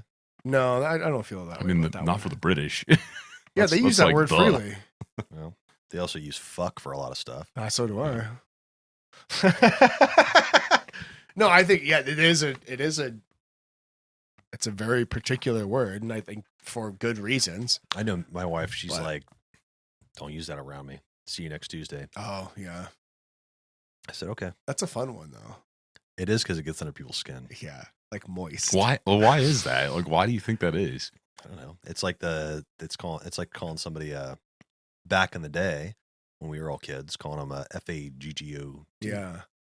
You know, we would say that trying to get under somebody's skin, but then we kind of made it kind of fun in the fact that we would just leave off the tail end and just call them an FAG. And it was kind of like, what are you doing, FAG? And that was kind of like our way of saying bro, but just like we could never say that in front of our parents kind of thing. Well, there's a lot of things I couldn't say in front of my parents. Right. But Yeah. I think the N word though, I think it's got people hold it way too much power. It's just a word to me. It's a word. I'm not going to use it. I will never mean it in a derogatory way. My buddy uses it all the time. I look at it and I'm like, hey, I don't like that word, man. Freaking hate that word, because I feel like it makes people feel horrible because it was used to make them feel horrible back in the day. I think that calling somebody, you know, queer or whatever like that maybe it was a derogatory term, but now it's like, oh, that's part of our preferred pronouns. It's like, oh, okay. Whatever you want to be called. I think that's gone too for the most part. LGBTQT? I think the Q is not used very often anymore. Really? I think so. I don't know. It's so hard. I don't know. I try not to like say that I know because, you know, people's feelings change. But I guess there is that one word though is very, very. Yeah, to me, I mean, it stands on its own from a usage perspective, because there's not like, because there's a lot of people that use it. They mean hateful by it. Oh, they mean hateful, and there's a lot of people that are different that use it as an endearing thing. There's a lot of people that use it as, you know, it has a lot of different meanings to a lot of different people. When there's a lot of different people that aren't allowed to say it.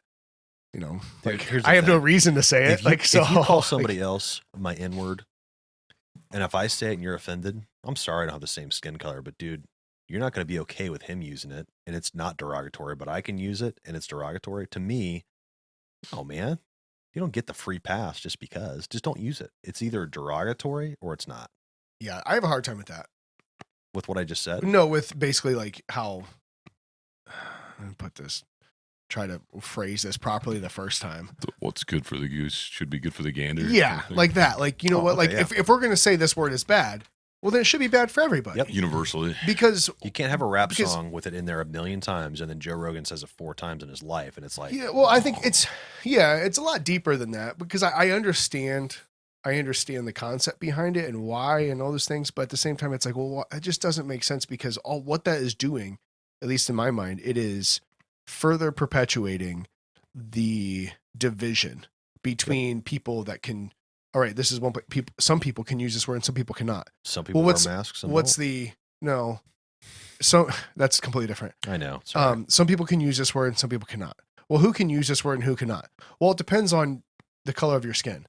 Yeah. Well, what's the qualifiers? Wait, I thought we are trying to get rid of it depends on the color of your skin analogies. Yeah. Like, so that's to me, I think it's more disheartening than anything else. It's like, no, I don't like listening to rap music with that in there. Like, I enjoy some good rap music. I don't care. Like, you can use it. I know it doesn't, like, whatever. Yeah. If you're using it and you're fine with that, whatever, like, doesn't bother me. Like, whatever, who's allowed to say it can, whatever.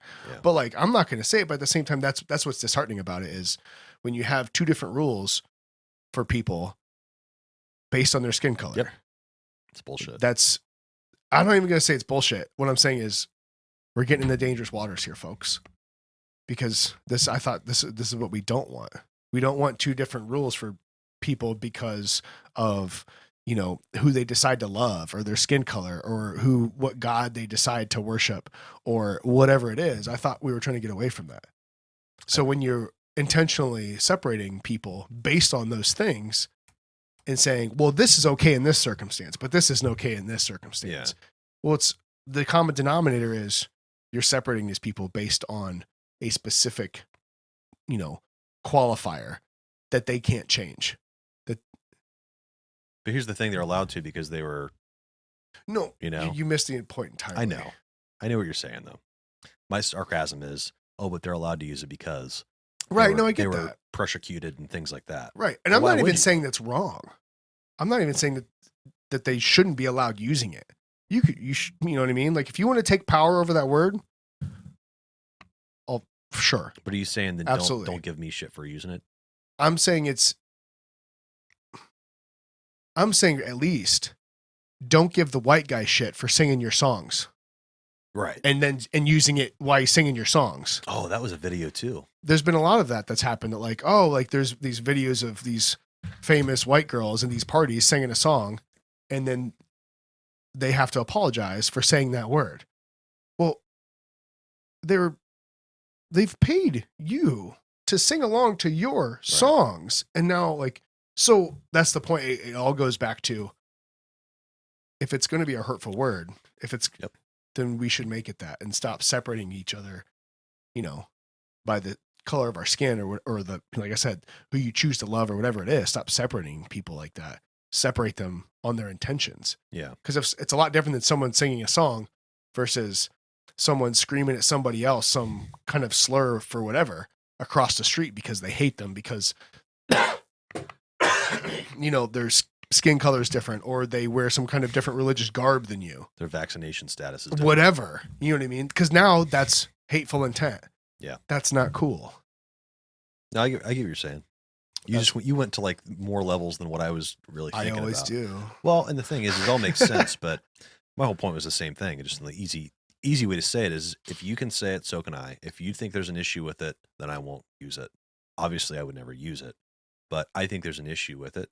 That's just me. But if I was a black man, I would choose not to use it. I would have my own personal opinions about it. I would say, I don't want to use that. And if any other black person said I that think to you're me, I think you're getting in some dangerous waters right there. I don't know. Because you have no idea what you would think if you were a black guy. Because you've never you can't speculate. That. Oh, okay. All right. You know what I mean? That's hard to say. I would do this if I were a different skin color. Because that's something I don't think that anybody can ever really know. I think you can say it's kind of like, well, if someone breaks into my house, I'll bust out my 12 gauge and I'll hit him in the face with the butt. Not saying that's what it was, but it's like until something happens that you can never connect with at all, it's hard to say it's this funny is what you I would say that. do. My brother's dating I've dated a black woman. My brother's dating a black woman right now. That's, however she wants to identify. I think that's what he identified her as. So I'm going to utilize that. Gotcha. Super nice. She's awesome. She's hilarious. Her parents are funny. I met both her parents, when they did some skydiving, I don't see her any different. I see her as my brother's girlfriend, which I'm glad he has a girlfriend because that's rare. But I'm just glad the motherfucker's got a girlfriend. Yeah. And my mom's like, I don't care if she gets pregnant. I'm like, shouldn't she get married first? That's what I did. At this point, I don't care. I'm like, oh, okay. Once you pass a certain age, it's like, fine, don't get married. Just have some goddamn kids, she's Jimmy. Like, I need some more grandkids and time's ticking. You know? And move the fuck out of my house while you're at it. But we were talking about cruise ships. And I said, yeah, I guess it'd be a really good time to go on a cruise ship right now because, they just had a huge outbreak. I'm not freaking worried about it. That'd be awesome to go on a cruise. It'd be super ass cheap. And she's like, well, they don't let anybody that's not vaccinated on cruises. I said, don't you think that's a little discriminatory? And she looked at me. She's like, have you ever been discriminated against? I said, yeah, I guess right now. She's like, no, that is not like anything that's not discrimination. I can tell you about discrimination. I said, oh, okay. I said, well, tell me. And she's like, well, I mean, when I was in elementary school, I was discriminated against. I said, okay. I said, well, as an adult, I mean, I'm genuinely concerned if you have been, because I think it's BS if you have been. But as an adult, has anybody discriminated against you? Or, because she said it was like her and my brother would walk into a party or something like that, or into a family reunion, and it would kind of like the record would scratch and be like, right, kind of thing. That's how she sensed it. He didn't. My brother's like, well, I didn't notice anything, and I wouldn't either. But I said, well, as an adult, maybe with my brother or without, other than that experience, have you ever experienced discrimination based on your skin color? And she's like, well, I guess not really, but I kind of sensed this whenever we walk into places. I was like, oh, okay. I was like, I think it's pretty blatant if they say that because of my medical status, I can't go on a cruise ship. I think that's pretty discriminatory, in my personal opinion. I said, I don't think it's on the same level, but I think that the word discrimination is utilized it has for a definition. Yeah, it's a definition, not just based on skin color or race or religion or whatever like that. It could also be your medical status, which is what people are doing right now. Right. We don't let people with flip flops on, right? I have flip flops on. It could be the same kind of thing, and that's how I used it. I used it universal like that. But I always appreciate the usage of words with their proper definitions. Although self-admittedly, I use a lot of words that I think maybe sometimes I don't get the definitions right. So that's why I have Tony on, because he's the word, dictionary. he's the word guy. But like, if you're going to use a word, like, use it for what its definition is. Like, let's not change the definition to fit something. If something fits a definition, it fits the definition. Like, just because they're different things. And maybe I'm wrong. I don't think so. I would agree with you there. I think it's the same thing as, why businesses have to have ramps and handicap access or, whatever that word is now. ADH. Like, you have to be able to, if someone's in a wheelchair, they have to be able to enter your business. Or something like that. You know what I mean? So like, that's, if not, then it's discrimination because these people can't access your, So it's funny though, because it gets in those lines of like, all right, well then it's like the big kerfuffle that happened years ago with the cake bakers and the gay couple that wanted, like, he just said, I'm sorry, I'm not going to bake that. Like, I get that. He's still getting shit to this day about that. Yeah, I believe that. Like, I get it. Like, am I going to hang my hat on that? Like, yeah, I didn't bake a cake for this gay couple. Like, get that, like, whatever. But if that's what okay, like, but it has to be both ways. Right. You know what I mean? Like, you have to, if you're okay with forcing everybody to service the population, if you have a business, well, then you have to be okay with it across the board. Then that's the biggest thing that's happened recently. I've noticed is a lot of these people for years are these, kind of, for lack of a better term, these social justice warriors. Kind of warriors in a way. And then it's, healthcare. It's why is the rich not paying their fare? Why can't, these poor communities get this? And, and proper, everybody should have universal healthcare, right? That was a big talking point the last 6 years. Yeah. See, it's still going to be like, everybody should have universal healthcare. Universal internet access. Yep. Except unless you decide, or even, if you have a medical condition that you probably shouldn't get a vaccine, or if it's just against your beliefs, your religion, for whatever your beliefs might be, like, those people shouldn't get healthcare at all. They should pay extra. Well, like, wait, hold on, folks. Like, this is a personal decision. And they always use like the sometimes it's not a personal decision. Sometimes it's your religion and you're like, I literally can't. Sometimes it's a physical thing where your body's like, they're like, hey, there's things in this shot that you're allergic to. You shouldn't take it. But people with autoimmune diseases. Right. Like, there's a lot of different things there. Right. So it's like, when you just like making the rules up as you go for whatever that fits you, like, that's no longer like caring about people. I think that's getting exposed because the thing is we can sit there and make up rules all day long, but when you start turning the mirror back on them, you say, oh, well, you don't. It's kind of like this. In my housing complex, they complained about my camper being outside. People would walk by and they didn't see it for like a year, but then they saw a camper there and they called it in the homeowners association. And so the homeowners association came and said, yep, it's there. Hey, you need to move it. Hey, you need to move it. Here's a $20 fine. All right. And I said, okay, fine me. It's cheaper than a storage unit. And then when I pay that fine, then I'm going to move it because I'm not going to sit there and move it until I've got a place to go. Because I was camping all year long. So it was only there for a couple days at a time or 3 or 4 days at a time. Apparently it can't be past 3 days. Anyways, they never charged me the $20. And so we paid our yearly dues, went to go pay them. It wasn't on there. Okay. So then my neighbor, I think he lied. He's kind of a dick. He will never listen to this, but he, I'm going to send it to him. I called him one night. He was bounced in the back of his truck bed. I saw it in his garage as I'm driving by at like 11 o'clock at night. Come up. I'm like, should I use his real name? No, probably not. Jim. Okay. Hey, Jim. I'm like, hey, Jim, I see you bounce on the back of your truck. I was like, you got a trampoline you installed back there or something? Just joking around. He's like 65 years old, so and he works on cars. And he's like, it's fucking funny. He's like, no. He's like, hey, you got a minute to talk? I'm like, yeah, sure, man. What's going on? He's like, okay. Hey, so I was at a funeral and I ran into one of the people on the board for the homeowners association. They're fucking coming after you. I said, what do you mean, man? He's like, they're coming after you. I said, for what? He's like, the camper. They're gonna come and they're gonna haul that bitch out of your driveway. Like the fuck too. He's like, they've already paid the legal fees. They've already got the police involved. They're gonna tow it out of your driveway. You better move that. He's like, and I don't know if you move it, you'll still be scot-free. He's like, you better move that out of your driveway. I'm just giving you a friendly heads up. That was the conversation we had. And I was freaked out. The next day was a snowstorm or something like that. Or I had to travel for work the next day. And I'm like, I can literally do nothing about this right now. I was like, son of a bitch. So then 2 weeks went by. Nothing happened. And finally I move it because it was snowstorm. But I'm like, dude, what the fuck? Like, you just saying this shit, being a dick? I don't know. We were talking about something. He was probably trying to get you to move your goddamn camper. He was, Chad. but he has a camper. It's not in the rules. He had a camper. It was holding everybody the same thing. So then they walked past my past my trash cans that are outside, which is against the violation, to see my camper that's chilling there. Didn't say anything about my trash cans. Didn't say anything about other people's cars that were sitting in the driveways or anything like that. And so I called him up. I was like, hey, you are going to hold me to this standard because somebody bitched and complained about it. That's what it was. But you're not going to sit there and enforce the same rules to everybody else. I said, watch me. You enforce this on me. You make me pay this. I'll move it.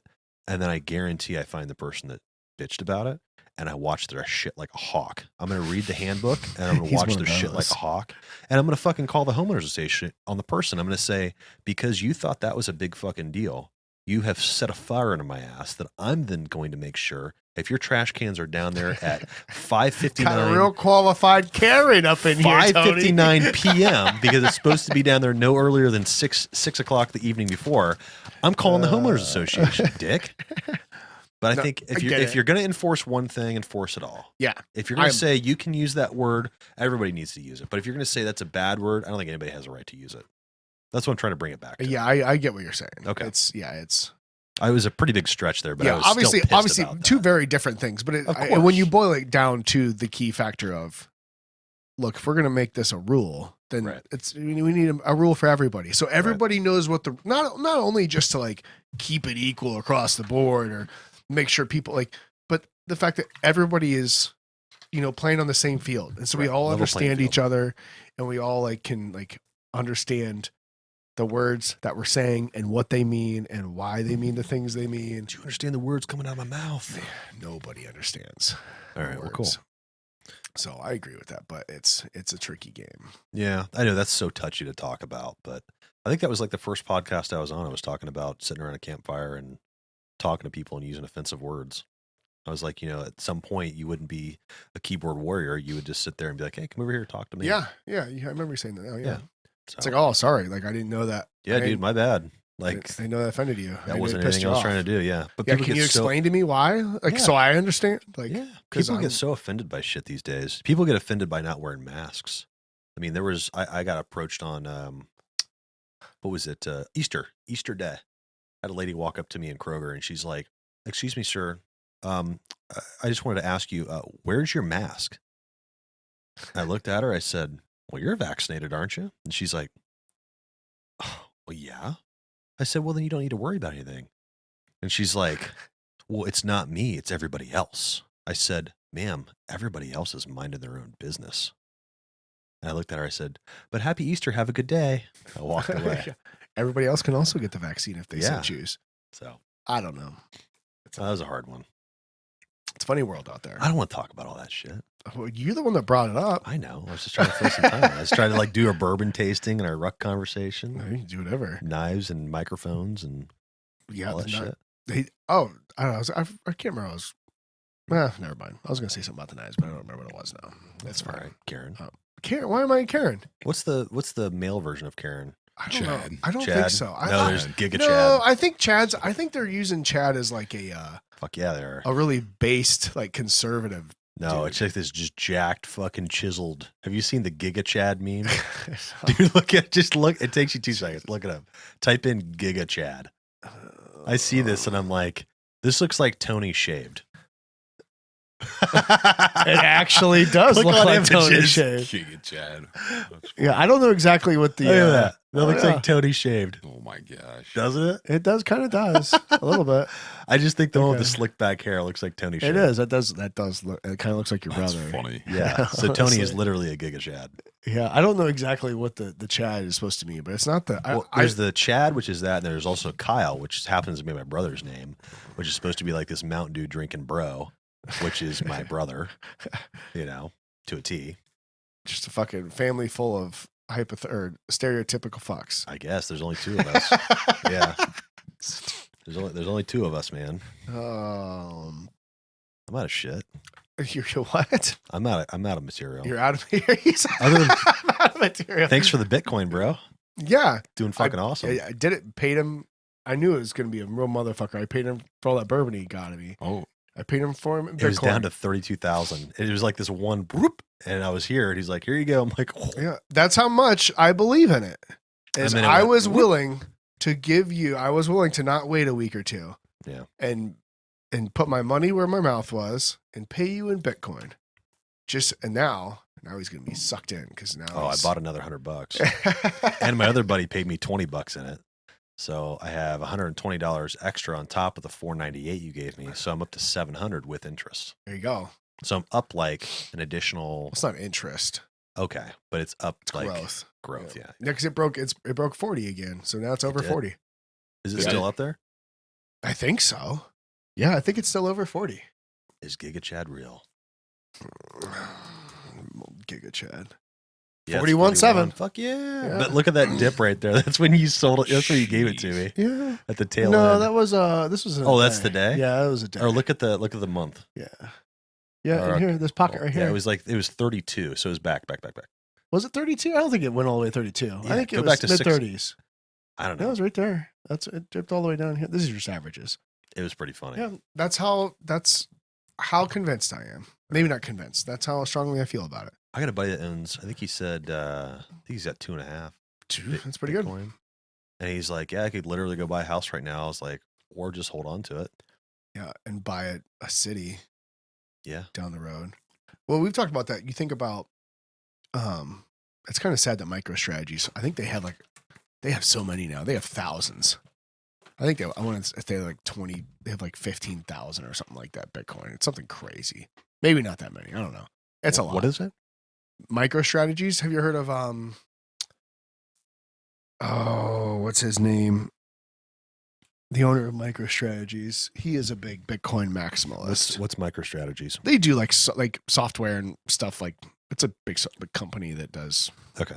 computer stuff. It's not like Ethereum or something like that. It's not like another. No. It's an actual company. This guy is just putting a bunch of like liquid assets into Bitcoin.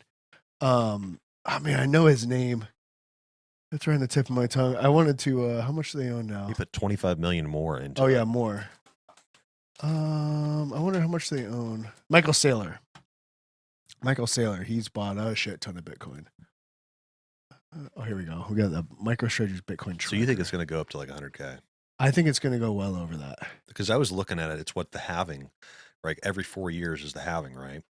And so Correct. it typically, Well, that's for mining. well, right, but it typically the price of Bitcoin goes up shortly thereafter. So they're talking about another halving in 2024. Cool. Yes. Yeah. Roughly every 4 years. Yeah, I don't know how much they have. They have a lot though. Oh yeah, they have well over 38,000. But you figure 21 million is all the Bitcoin that will ever be made. Some of it's lost. Yeah. And you figure there's what? 7.5 billion people on the planet. At some point, I mean, Even if only 21 million people, maximum 21 million people can own one Bitcoin. That's it. When you put it in that kind of spectrum of if people were to buy pieces of this or try to own part of this asset If it's a digital asset, whatever it is, it's like gold, or that's usually the kind of the equivalation there, that it's kind of like digital gold. Right. So if you had 21 million people all wanted to own one, there's plenty more than 21 million millionaires. Yeah, I think there's 53 million millionaires. Right. So if all the millionaires in the world bought all the Bitcoin, they could each own half of one. Technically, like theoretically. Did you see how a lot of the banks were buying up Bitcoin? They're going to start. I think they already did. They'll sell. I mean, you figure there's countries that are going to it. I've seen a lot of companies that are going to like be paying their people in Bitcoin, and people taking Bitcoin as. Is it Bitcoin or because I know that I also told you about the central banking digital currency. Yeah, it's CBDC. That's scary. That's super scary. Yeah, I've known about that for a while. Did we talk about that on the show? I don't think so. We talked about just like here's another zero. Yeah, I think maybe just briefly. Yeah, but that's scary because that's just controlled. Right. They can print even more of that than they can the fake paper money we have now. They add another zero. It's good. Yeah, it's just here like they're just making more. Yeah. Like that's what got us in this mess in the first place. Right. Well, they don't care. That's the whole point. They want it to be easily untraceable, or not untraceable, but they want it to be able to like, our bank, control. They want to be like, here's that. I think that's why we have coin shortage. To be honest with you, their coin shortage is just them rounding up the freaking. Well, that's the scary thing is because you look at if they were to change everything into so you look at it like this. People think that these last couple of years, a lot of people got stimuluses, right? Right. So the federal government just said, here's some money. Mm-hmm. Well, that's cool, right? Just shows up in your bank account. Awesome. Well, if they go the route, if we're going conspiracy theory route, let's do it. If they go the route where they change everything to a USD digital coin, right? Which we're not far off, really, when you look at the technicalities and how everything works. He's like a 5-year-old. You just can't like concentrate for 5 seconds. It's called ADD. Yeah. Digital currency. But if you go to just a digital currency, it's not that different than all the money in your bank account is just numbers. Yep. That money's not there. Yeah. They have enough money where most of the time, if you get out a certain amount, they can give it to you. But all your money is not just there. Yeah. You spend it on credit cards and debit cards. That's all that is. Yeah, it's just zeros and ones. Yeah. Just moving electronically. Yeah. But the scary thing is now if it's a digital coin, you can't go to a bank and get cash for it. No. You know what I mean? It's all plug digital. in your USB drive. Right. And so if they have the ability to directly put all that money in your account, now with this USD, they can track it. Yep. And they can pull it out of your account much easier. Well, the social credit score. If you're not going to be all about, Biden, you're not riding with Biden, or your social credit score goes down. If you're not going to sit there and fly the whatever flag out your front window, and you want to fly just the American flag, your social credit score may go down. Well, yeah, I mean those are all hype. No, that's happening in China. Well, in a sense, yeah. It literally is. Yeah, if you look at China, yeah. They literally have a social credit score system. Oh, yeah. You can't go buy a house. You can't go buy a car. Yeah. If you don't sit there and, Xi whatever is my freaking savior. Xi Jinping. Yeah, whatever his name is, douchebag. Xi Jinping. You're going to get a denial service or something like that now on your thing. But no, it's... No, I was standing up for the guy. Oh, yeah? Love me some Xi. You like Bill Gates too, don't you? Sure. And Epstein. Yeah. Epstein. Hillary's my favorite. Is she your girl? Hillary's my girl. Is she your see you next Tuesday? Don't you fuck with Hillary. Me and her are like besties. Hillary. Mostly because I don't want suicided. But she's gonna turn that. But if 5G, that's what it takes, she's a lovely lady. She's gonna 5G your ass and start getting these lizard aliens fucking seance to your central cortex. But right, scary thing is if it's all digital, you can't pull that cash out to interchange it with anybody else. I think the digital wallet thing, I looked into that. It made me feel a little bit better about it. I didn't realize this. There is still hacking that can happen on the digital wallets. They can mirror the digital wallet and things like that. Kind of. The hacking though that a lot of people talk. So when 99% of the time when you see a Bitcoin got hacked or Coinbase got hacked and all this Bitcoin got stolen or whatever it is that Bitcoin got stolen, I was thinking of that meme. One does not steal Bitcoin. You can't.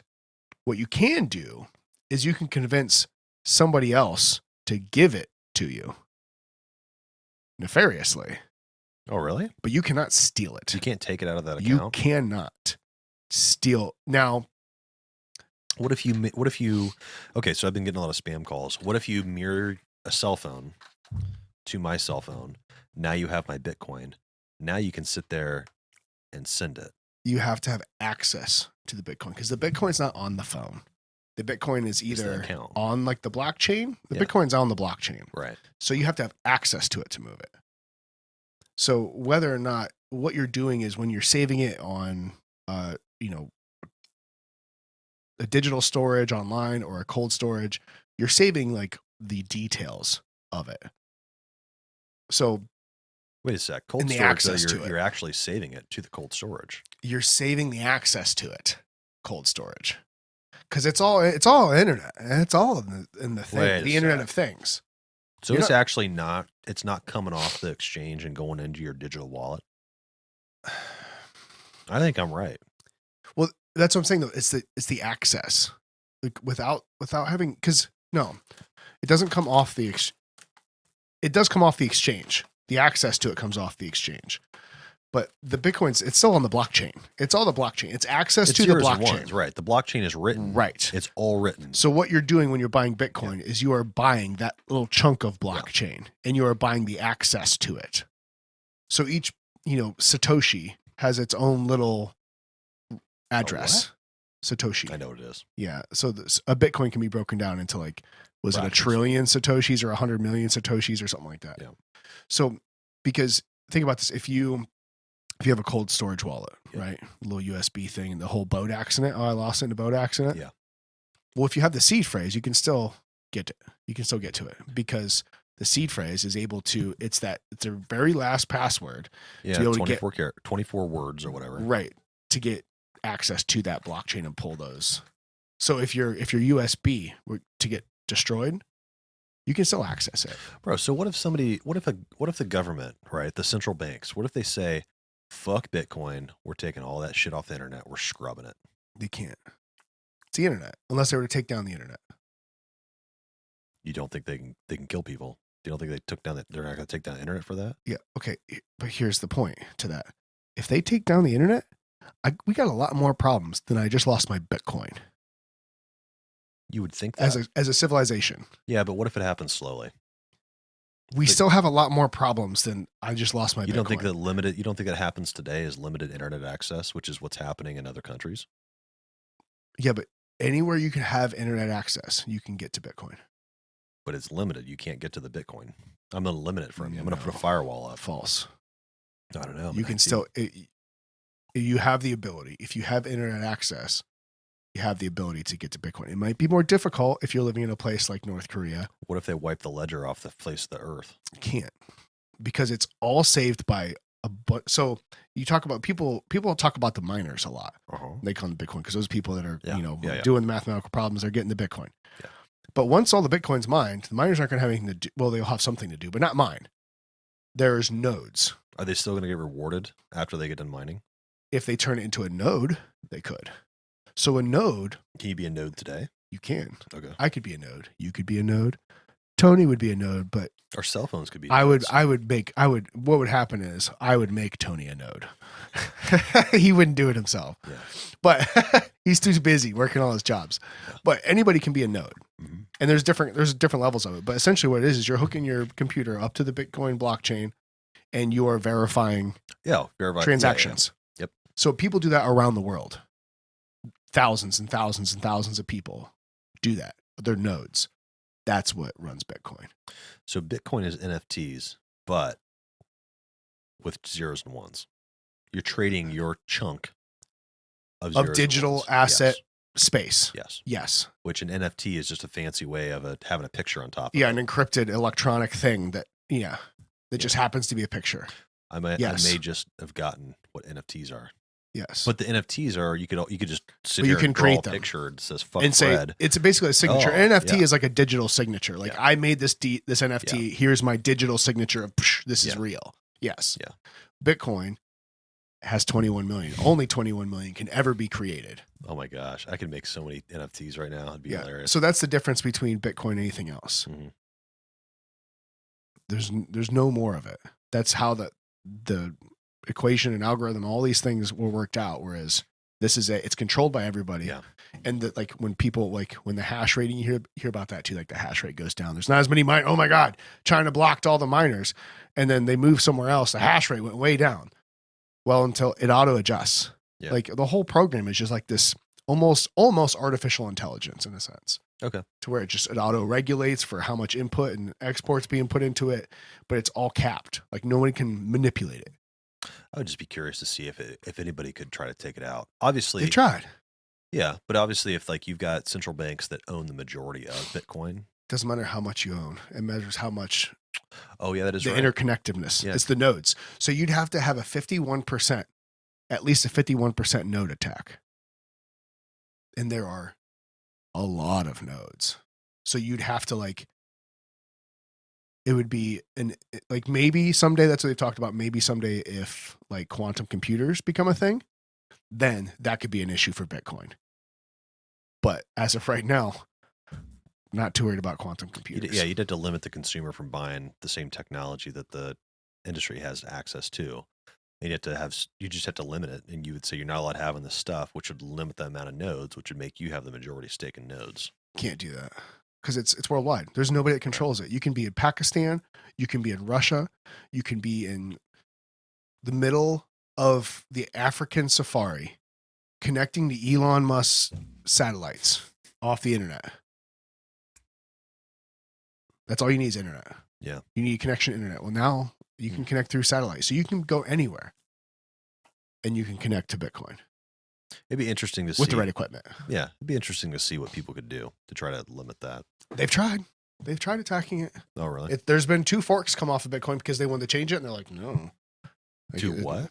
They call them forks. When somebody, so essentially what happens is each block that's written, it's, as they're doing these math problems and whatnot, and the nodes are verifying all the transactions. And so all these things are going on the blockchain. Mm-hmm. So it's this chain of blocks. So when each block is written, it's basically everyone saying, yes, we agree to these terms. Yes, we still agree to these terms. Yes, we still agree to these terms.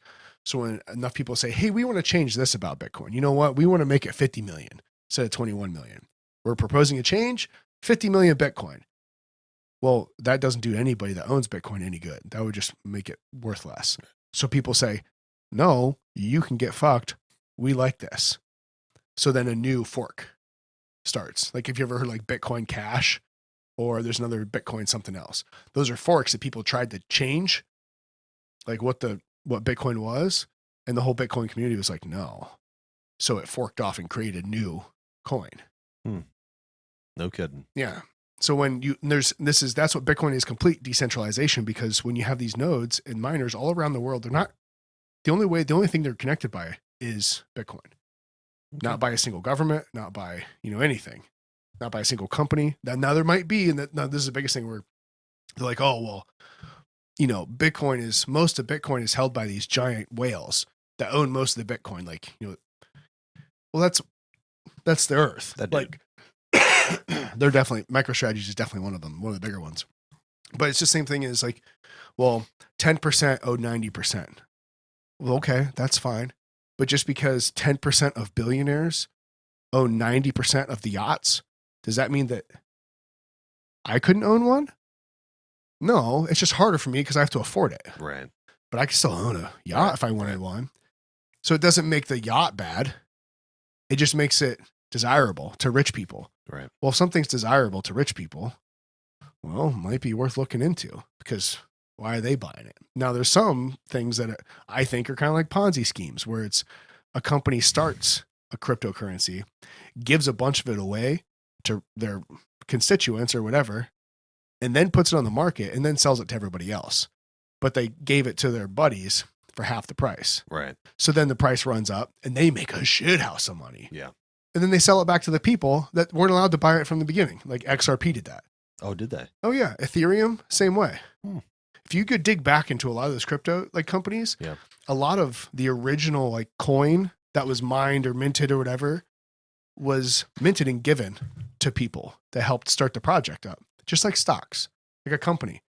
Oh, It's like a privately traded stock. Yeah, so you sign up for like a venture capitalist, whatever the hell. Yeah. Like, we're going to give you 20 of these coin, and we're projecting it to be worth Whatever. 14 times what your salary would normally be. Yep.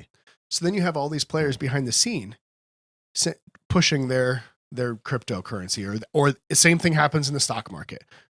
You know, it's the same pump and dumps, all those things. It's the exact same thing. It's, hey, we want this price to go up so we can sell some of it, but we have to pull the right strings in the right places, make the right news stories, whatever it is, to make the price go up or down. Oh, man. I want to buy some more.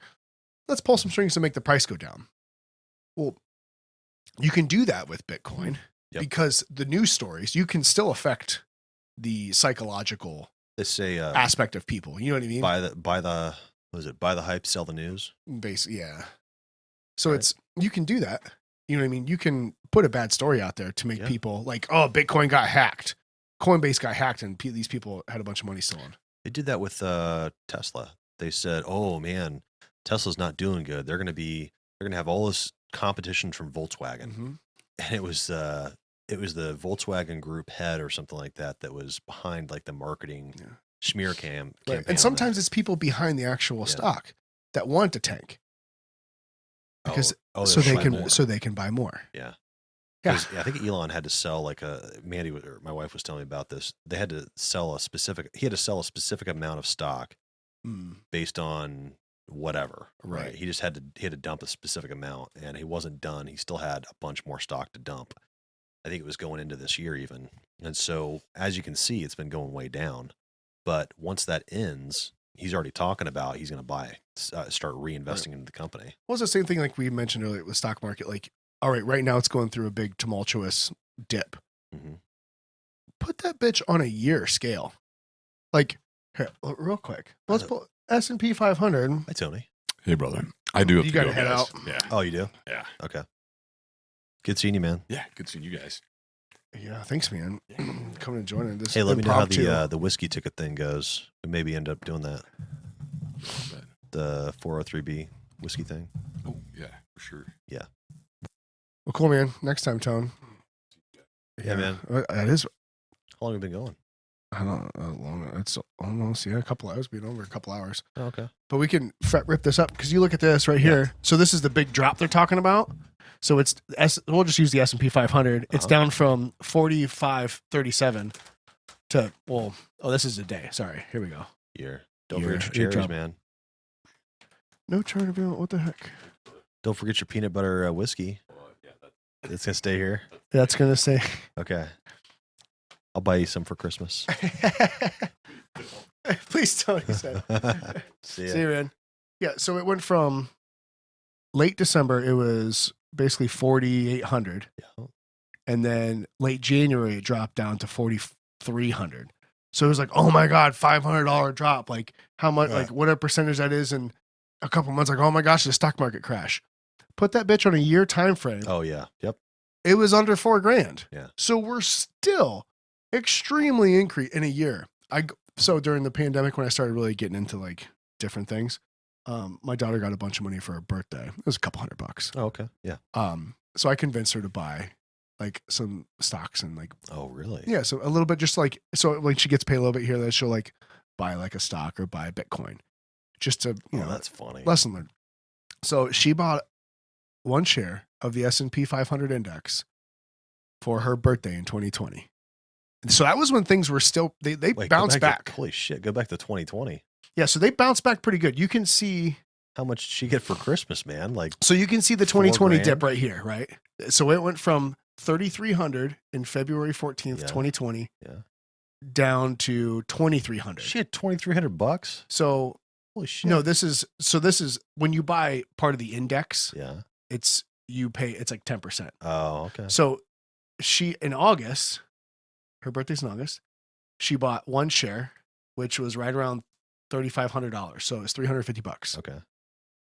So right now, she went from 350 to 4,500 to 450. $100. $100 off of 350 in a year. Oh, in less than a year. 2 years. 2 years. Okay. Almost 2 years. But you look at you look at now we're talking about up here, this dip. Yeah. This is the big thing they're talking about. Look at the past 2 years. Yeah. That bitch is up Dude. almost 100%. Yeah. That's what I tell my wife. She's a financial advisor. And I'm just like, tell your clients, literally open up a stocks app, go like this, and then Put click that bitch on the past 5 years. Click on Apple, right? Like, so we'll click on Apple. And if you look, it's 6 years. That's weird. It's usually 5. But it's always going up. Yeah. Right? It You go has on to. that's 6 months, 5 years.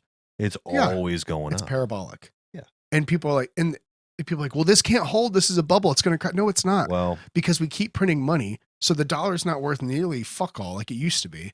look, So people have Honda's not. Honda's not doing so hot. Well, yeah. Some companies aren't. But some if you look companies at are the right across the indexes, board. If you look at S&P 500, Dow, and NASDAQ. If you look at across the board. So that's why this is not financial advice by any means whatsoever. But if you look and you were to if you look at the S&P over the max of its lifetime, yep. All it does, if you hold for more than 5 years, you're going to make your money back. Yeah. Well, if history continues to go. But you know what I mean? Like that's just, there's no other place. You have to buy land. You have to diversify. You got to buy stocks and this, that, whatever. And to me, a lot of people see Bitcoin and cryptocurrencies as that. I don't. I do see it as a developing technology and a developing investment, but Bitcoin still sets off completely different from everything else for all the things we talked about. It's decentralized. Nobody runs it. It's across the world. Nobody's pulling the strings. There's nothing happening behind the scenes besides people just connecting with it. That's it. It's the shell game. It's shells. I'm giving you some of my shell. You're giving me some. Yeah, product. Exactly. And there's nobody that has any dominance over the shells. Sure, there might be people that own a lot more shells than some. They still had to buy it. But that doesn't mean they control it. Right. You know what I mean? Whereas Vitalik Buterin, the inventor of Ethereum, who gave a bunch of Ethereum away before anybody else was able to buy it and can create more if he wanted to, or shut it down today instantly if he wanted to. Oh, really? Yeah, because it's all run on different, like if people have access to the program, like people could shut that shit down. Yeah. That's why I think all the coins in that sense are BS. I don't necessarily think they're BS. I think there's a lot of technologies that are being built on the blockchain using coins because they have to have some kind of transfer unit. I'm not that smart on this shit, but I do know, like, I think there's a lot of technologies that are going to be developed and built off of blockchain technology. Right. But once it comes to that, then I look at Ethereum or any of these other ones like another company. It's just another stock. It's a company that's doing something. Yep. Do I believe in what that company's doing? I don't know. Maybe, maybe not. But Bitcoin is not a company. It's not a stock. It's this decentralized digital asset. Yeah, for sure. I think it's weird that it all goes up, but the more interesting part to me is when was S&P 500, when was Dow created, when was NASDAQ created? Oh, it was a while ago. It wasn't a long. Yeah, I mean, they were trading stocks and companies, I think back in like the 1700s or 1600s. Really? Yeah, like with all like the spice trade and stuff, like people would buy parts of the companies. Like that started way back then. I know, but like when did the actual Dow begin? Well, this is saying 1982. That's not right. Yeah, just look when it was created. S&P Standard & Poor. Isn't that funny? Is it really? Yeah, that's what it stands for. The standard S&P is Standard & Poor, which is 1957. Yeah, so that's a market index. Oh, it was created to track the top 500 corporations. So that doesn't. The S&P 500 is the top 500. It's which shifts. It moves because I think Tesla was supposed to be in there, but they got the boot. Did they? Yep. Really? I believe so. Oh. It was something that happened a few years back. They were supposed to go. It was either they're supposed to go into the S&P. No, they're in there. They're in the S&P? I'm almost positive. They were. I thought. Well, but yeah, the S&P 500 is same with NASDAQ. Like you have to be like NASDAQ it's not as small. It's much NASDAQ bigger. Are tech stocks. Yeah, so NASDAQ is tech. Maybe it was NASDAQ. I don't know. One of the two. Oh no, is NASDAQ? NASDAQ's tech because that's where. Yeah, the Dow Jones is industrial stuff like healthcare. That type of. They got rid of. S&P is. They got rid of ExxonMobil out of Dow Jones, I think, and replaced it with something else like Pfizer or something. But that's why, especially with like the S&P index, like it's the top 500 companies essentially. Look at that. Apple's number 1, Microsoft's number 2, Google, Alphabet's number 3. Yeah, Tesla's in there. Oh, really? Okay. Yep. Yeah, and they're weighted differently in different things, whatever. Yeah, Tesla's at 926. That's not bad. Google was talking about a three-way stock split. I've heard that. I bet Nancy Pelosi bought some options bet right she before did. then too. She's psycho, man. They're all What did psycho. What did she say about China? What was the quote? I didn't catch that. I didn't see that. She's like, we not shouldn't be familiar. so harsh on China. We shouldn't talk about Yeah. censoring things. Like, Well, yeah, because they let them censor how they want to censor and let them keep paying my bills. Look at What? I'm sorry. Excuse me. Yeah. Did I- Oops. Freudian Whoops. slip. Yeah. Johnson Yeah. and Johnson is number 11. That's interesting. Yep. The one and done. Visa. Something like that. See, credit card processing companies. That's where the Oh, money's at. Well, there's a lot of hate for Bitcoin and cryptos in general, because those have the potential to take away from Yeah. credit card transactions, because the credit cards are faster for sure, but your money's still going through somebody else instead Right. of peer to peer. I can send somebody in, well, maybe not Kazakhstan right now, because Well, it's like when Kazakhstan you sent is me in a money, lot of trouble. it took a hot minute. Like 10 minutes. Yeah. But you know what happens when you send it through a bank? That money's not actually there. The bank is just ensuring that money will get there. Yeah. So it's like writing a check that bounces. Right. For you're showing some age here, right? If you write a check that bounces, I give you a check. Oh, I got the money. Yep. Until the bank goes, whoa, whoa, whoa, whoa, whoa, whoa. Let me verify that. Real Yeah, quick. there is not. This money is not here. And then somebody's got to fucking pay for it. Yeah. Whereas that doesn't happen with crypto. It's here's the money. It's like cash in a Yep. sense. It's digital cash. Where Well, that's why there's credit card fraud. right, because you can. You can say, "Oh, I got the money here. I used a fake credit card." Yep. But it's actually not taking it out of your account. Yep, because who's paying for it? You know, Yeah. so it's a delay. It's just the banks insure it to. There's like a that. there's a YouTube car channel called Savage Garage. Savage Garage, the owner of Savage Garage, owns a credit card processing company, and he is filthy rich. Yeah, I bet. Filthy rich. You get the pennies. Yeah. You know, have you ever watched Office Space? Yeah. Oh, I love it. You Oh, yeah, you you take just a take- penny from the jar from the crippled children. No, like they give a penny, take a penny. You take one, Yeah. just take a penny. But we don't Oh. take pennies. We take fractions of pennies. Yeah, Yeah. No, that's and then the bank account was crazy. But because they messed up. But he's got like a Pagani. He's got a Lamborghini Jeez. Aventador SVJ. He had a penthouse suite in the Porsche Design Tower in Miami. Jeez. He's like, yeah, my rent went up by $50,000 more per month. I'm like, what the fuck was your rent at before, man? It's insane. A couple $1 million a To month? think like what you could be doing with that kind of money. I don't know. Start a YouTube channel, buy a shitload of cars. That's what he did. Yeah, but like all And that then he money, does like Baja racing. paying over $100,000 in rent. Like I didn't like. I don't know if I'd ever feel it necessary. He's to paying millions of dollars a month in rent. whatever.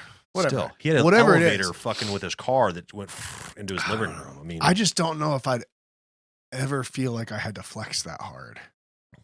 Where you have to try to figure out how to spend your money. if you had fuck you money and you couldn't spend it as fast as you made it, no matter what you bought. I'm going to go buy 2 jets today. I'm going to go buy every single Lamborghini in this single dealership. You still have a shitload of money, and it's increasing every single day. More and more and more and more. What would you do? Well, I guess I'll go buy the most expensive apartment in the entire country. I'd give it some other way. Well, maybe you do that too. I just don't know if I ever find myself in that position where like I need to buy 10 houses that are way too big that I could never even enjoy. But it all comes back. So Elon did that. He bought a shitload of No, houses. if you want to make more money, Yeah. yeah, that's what you would do. But he had never even stepped foot in some of these houses. He bought them. Oh, yeah. He bought them for pleasure, and then Right. he was like, "I'm never." But gonna that's go different. That's different than living in a, Porsche Design Tower. yeah, a tower that has a car garage that your car pops up in the living room. That's a little different. Dude, that'd be sweet. No, it'd be very Batman-esque. Just imagine if you had a TRX, you had a truck, you come up to your freaking living room, and you're like, "Yeah." You just have my bikes and you could sit on it, and they need to spin too. Like as I get on the bike or like in the car and it starts like lowering, like it has to spin. Yeah, Like it always has to spin because That's if what it it doesn't did. spin, Yeah. it's not nearly as fucking cool, Yeah. right? Yeah. And then you go out in the tunnel, Dude, if I had, oh my gosh, if I had, dude, listen, if I had all the money in the world, That's what I'm here to do. oh my gosh, I would do, the original Batman movie, I don't know, like the one from the 80s with, Michael something or other. Keaton, right? it? Yeah, I think don't so. know. I think so. so. The first name out there. The original Batman one, right? It's where his parents got killed, and the pearls go flying and everything, and the Joker is the one that killed him and stuff like that. The original plot line, but it was like the original movie from like the 80s. Right. Anyways, the bat layer there, where he's driving through like this country road. It looks like almost like a Audi commercial, and there's leaves flying and stuff. And he's got the girl sitting in the car. He's taking her back to the bat layer or whatever like that. And he goes right towards this brick wall, basically the side of the mountain. Just goes, whoa. Yeah. And it's like he goes right in there, and he's driving blind basically with night vision. And he goes into this fucking like cavern and shit with like, stalactites and shit and bats and everything everywhere. And it just, goes like that. It's got to turn though. Dude, yeah. The platform's that got to turn. Is what I would buy. I would buy that. I would buy my own personal cave. And then I would build a bat cave. And then you'd have your old podcast studio right there with a billion fucking monitors and shit, and you'd be in the lair. It would look like a nuclear fucking, setup, right? But it would just be. I'm not sure what that means. But. Well, like a launch room or whatever. You know what I'm saying? Like you'd have all these fucking. What do you need all those buttons for? Though? I don't know, man. Just because. Just because. Beep. I made all the money in this world just so I can get all these buttons in here. Fuck yeah, what do they do? I don't know. They do something though because I paid for them to do something. They don't need to do anything. Maybe this one flushes the toilet. That's silly, dude. We were just talking about silliness. I know. But how cool would it be to have a bat layer though? It would be a bat layer. Would be cool. I was telling Tony about the current flex on rich people. Is what they do is they own. Did I tell you about this? They own their own. Either it's a condo or they lease it or they own it. And they have a garage just for their cars. And then they have either an office space or like a one-bedroom apartment above. And so they have people over to entertain. They've got like full bars and stuff. And then they have all their cars right there. And so the flex is it's storage for your cars. And you can go show it off and just have people over. Right. A lot of people are into that, man. A lot of people are into flexing their shit. I guess. A lot of people. Yeah, but what do you do if you get that much money? Buy a shitload of fun cars. Yeah, see the whole flexing thing. I just can't. Maybe it's not a flex though. Come, dude. Oh, look at my cars. Look at all my expensive cars that I have. You know how much I paid for that one? I don't know, man. It's like I've got more than you could ever make. Ha ha. I've got a Type R and an S2000. And I have a tiny dick. Well, I mean, Type R too. Yeah. Some people think that I flex with the cars I have, but it's not a flex. It's just but you're not parking them in your living room and showing people. Like that's flex. Like, bro, like Jay Leno. He has I don't know how many, way too many cars, but he I think has them respectfully. I've never seen him really flex. Like what's he doesn't. The acceptable level of flex? Is it like? Well, it's, hey, I'm passionate about these. Yeah. Oh, you want to talk to me about my cars? Sure, come on. We'll go take a look at the cars. Well, sure, why not? We'll look at them. But like, not, I'm throwing a party this weekend and we can look at drink around my cars. Look at all my cars. Yeah. Aren't they fancy for you? But if you had a shitload of cars, wouldn't you want to put them like, make your own museum for them? No. You wouldn't? No. What would you do? I'd have a big garage and I would drive like one a day. And if somebody wanted to see them, I'd be like, yeah, fuck, I'm checking my cars. But you wouldn't have like cool, like, like posters and shit on the side, nothing. I would be in a dimly, maybe not dimly lit. You're like, what's the worst I can say? No, it'd be a moderately lit garage. Yeah, and they would be all lined up real pretty in a row. That's it. I hope, and it would be just because when you have too much light on a really nice cool looking car, it takes away from some of it. It has to be. It can't be too brightly lit because that dimness really makes the colors and the reflections and stuff pop. So it'd be a moderately lit garage with them all lined up real pretty in a row. When you have a shitload of money, I'm going to circle back to this conversation, and we'll go out and we'll hang out in my. You're going to have your golf thing going. It's all going to. You're gonna be like, man, this is so cool. We all get to drink bourbon and have a podcast, and there's my cars, and I'm going to be like, you rich fuck. No, I wouldn't. Yeah. Oh, look at my dick. We might be able to walk to the building next door and check out the cars. You need to have a go-kart track in your garage. That would be sweet. It's a fucking gas go-kart track. That'd be awesome. That'd be sweet. On that note, we've come full circle. Oh, yeah, my bad. No, you're fine. Well, Chad. Yeah, man. Thank you for coming and hanging out again today. These impromptu ones are always fun. Yeah. I'll come up anytime. Hopefully I won't get a speeding ticket next time. Yeah, or have not nearly as much snow on the ground when we're doing rucking. Yeah, that was nuts. That was pretty rough. Cool, man. hey, how'd the microphone keep that sound? up. It sounds good. We'll have to see what it sounds like if there's any difference. When it's here, produced. you try it out. Hold on. Here we go. No, it's yeah. I mean, it sounds nice. It does. See, it sounds a little clearer with. I don't know. I can't hear shit. I don't know, bro. It's a nice mic though. I'm excited to see what it sounds like post production because that's when you can really tell. Okay. Like good equipment, like it can sound decent when you're just sitting here, but like post production, how well does it record? I just figured that would be a good test if I swung it over there. Yeah. Okay. My voice is all still. Oh, the COVID's on this. The COVID. No, I think I'm good. I'm good. It's just You testing negative for the COVIDs? yeah. Just the body is still trying to figure out what the fuck happened. You know, that man-made spike protein got probably up that all man in bun. there. Probably. It's not even really a bun. It's just like a man mess. dingleberry. Dingleberry. I don't know. All right, dude. Good talking. Yep. Thanks, Chad. See you, dude. Thank you for joining us today. Remember, check out the website, chronic-curiosity.com, to join us at the forum, have some fun, interaction, pick you up a comfy t-shirt, or if you just want to support the show and donate, all that is on the website as well. Thank you. Until next time. See you.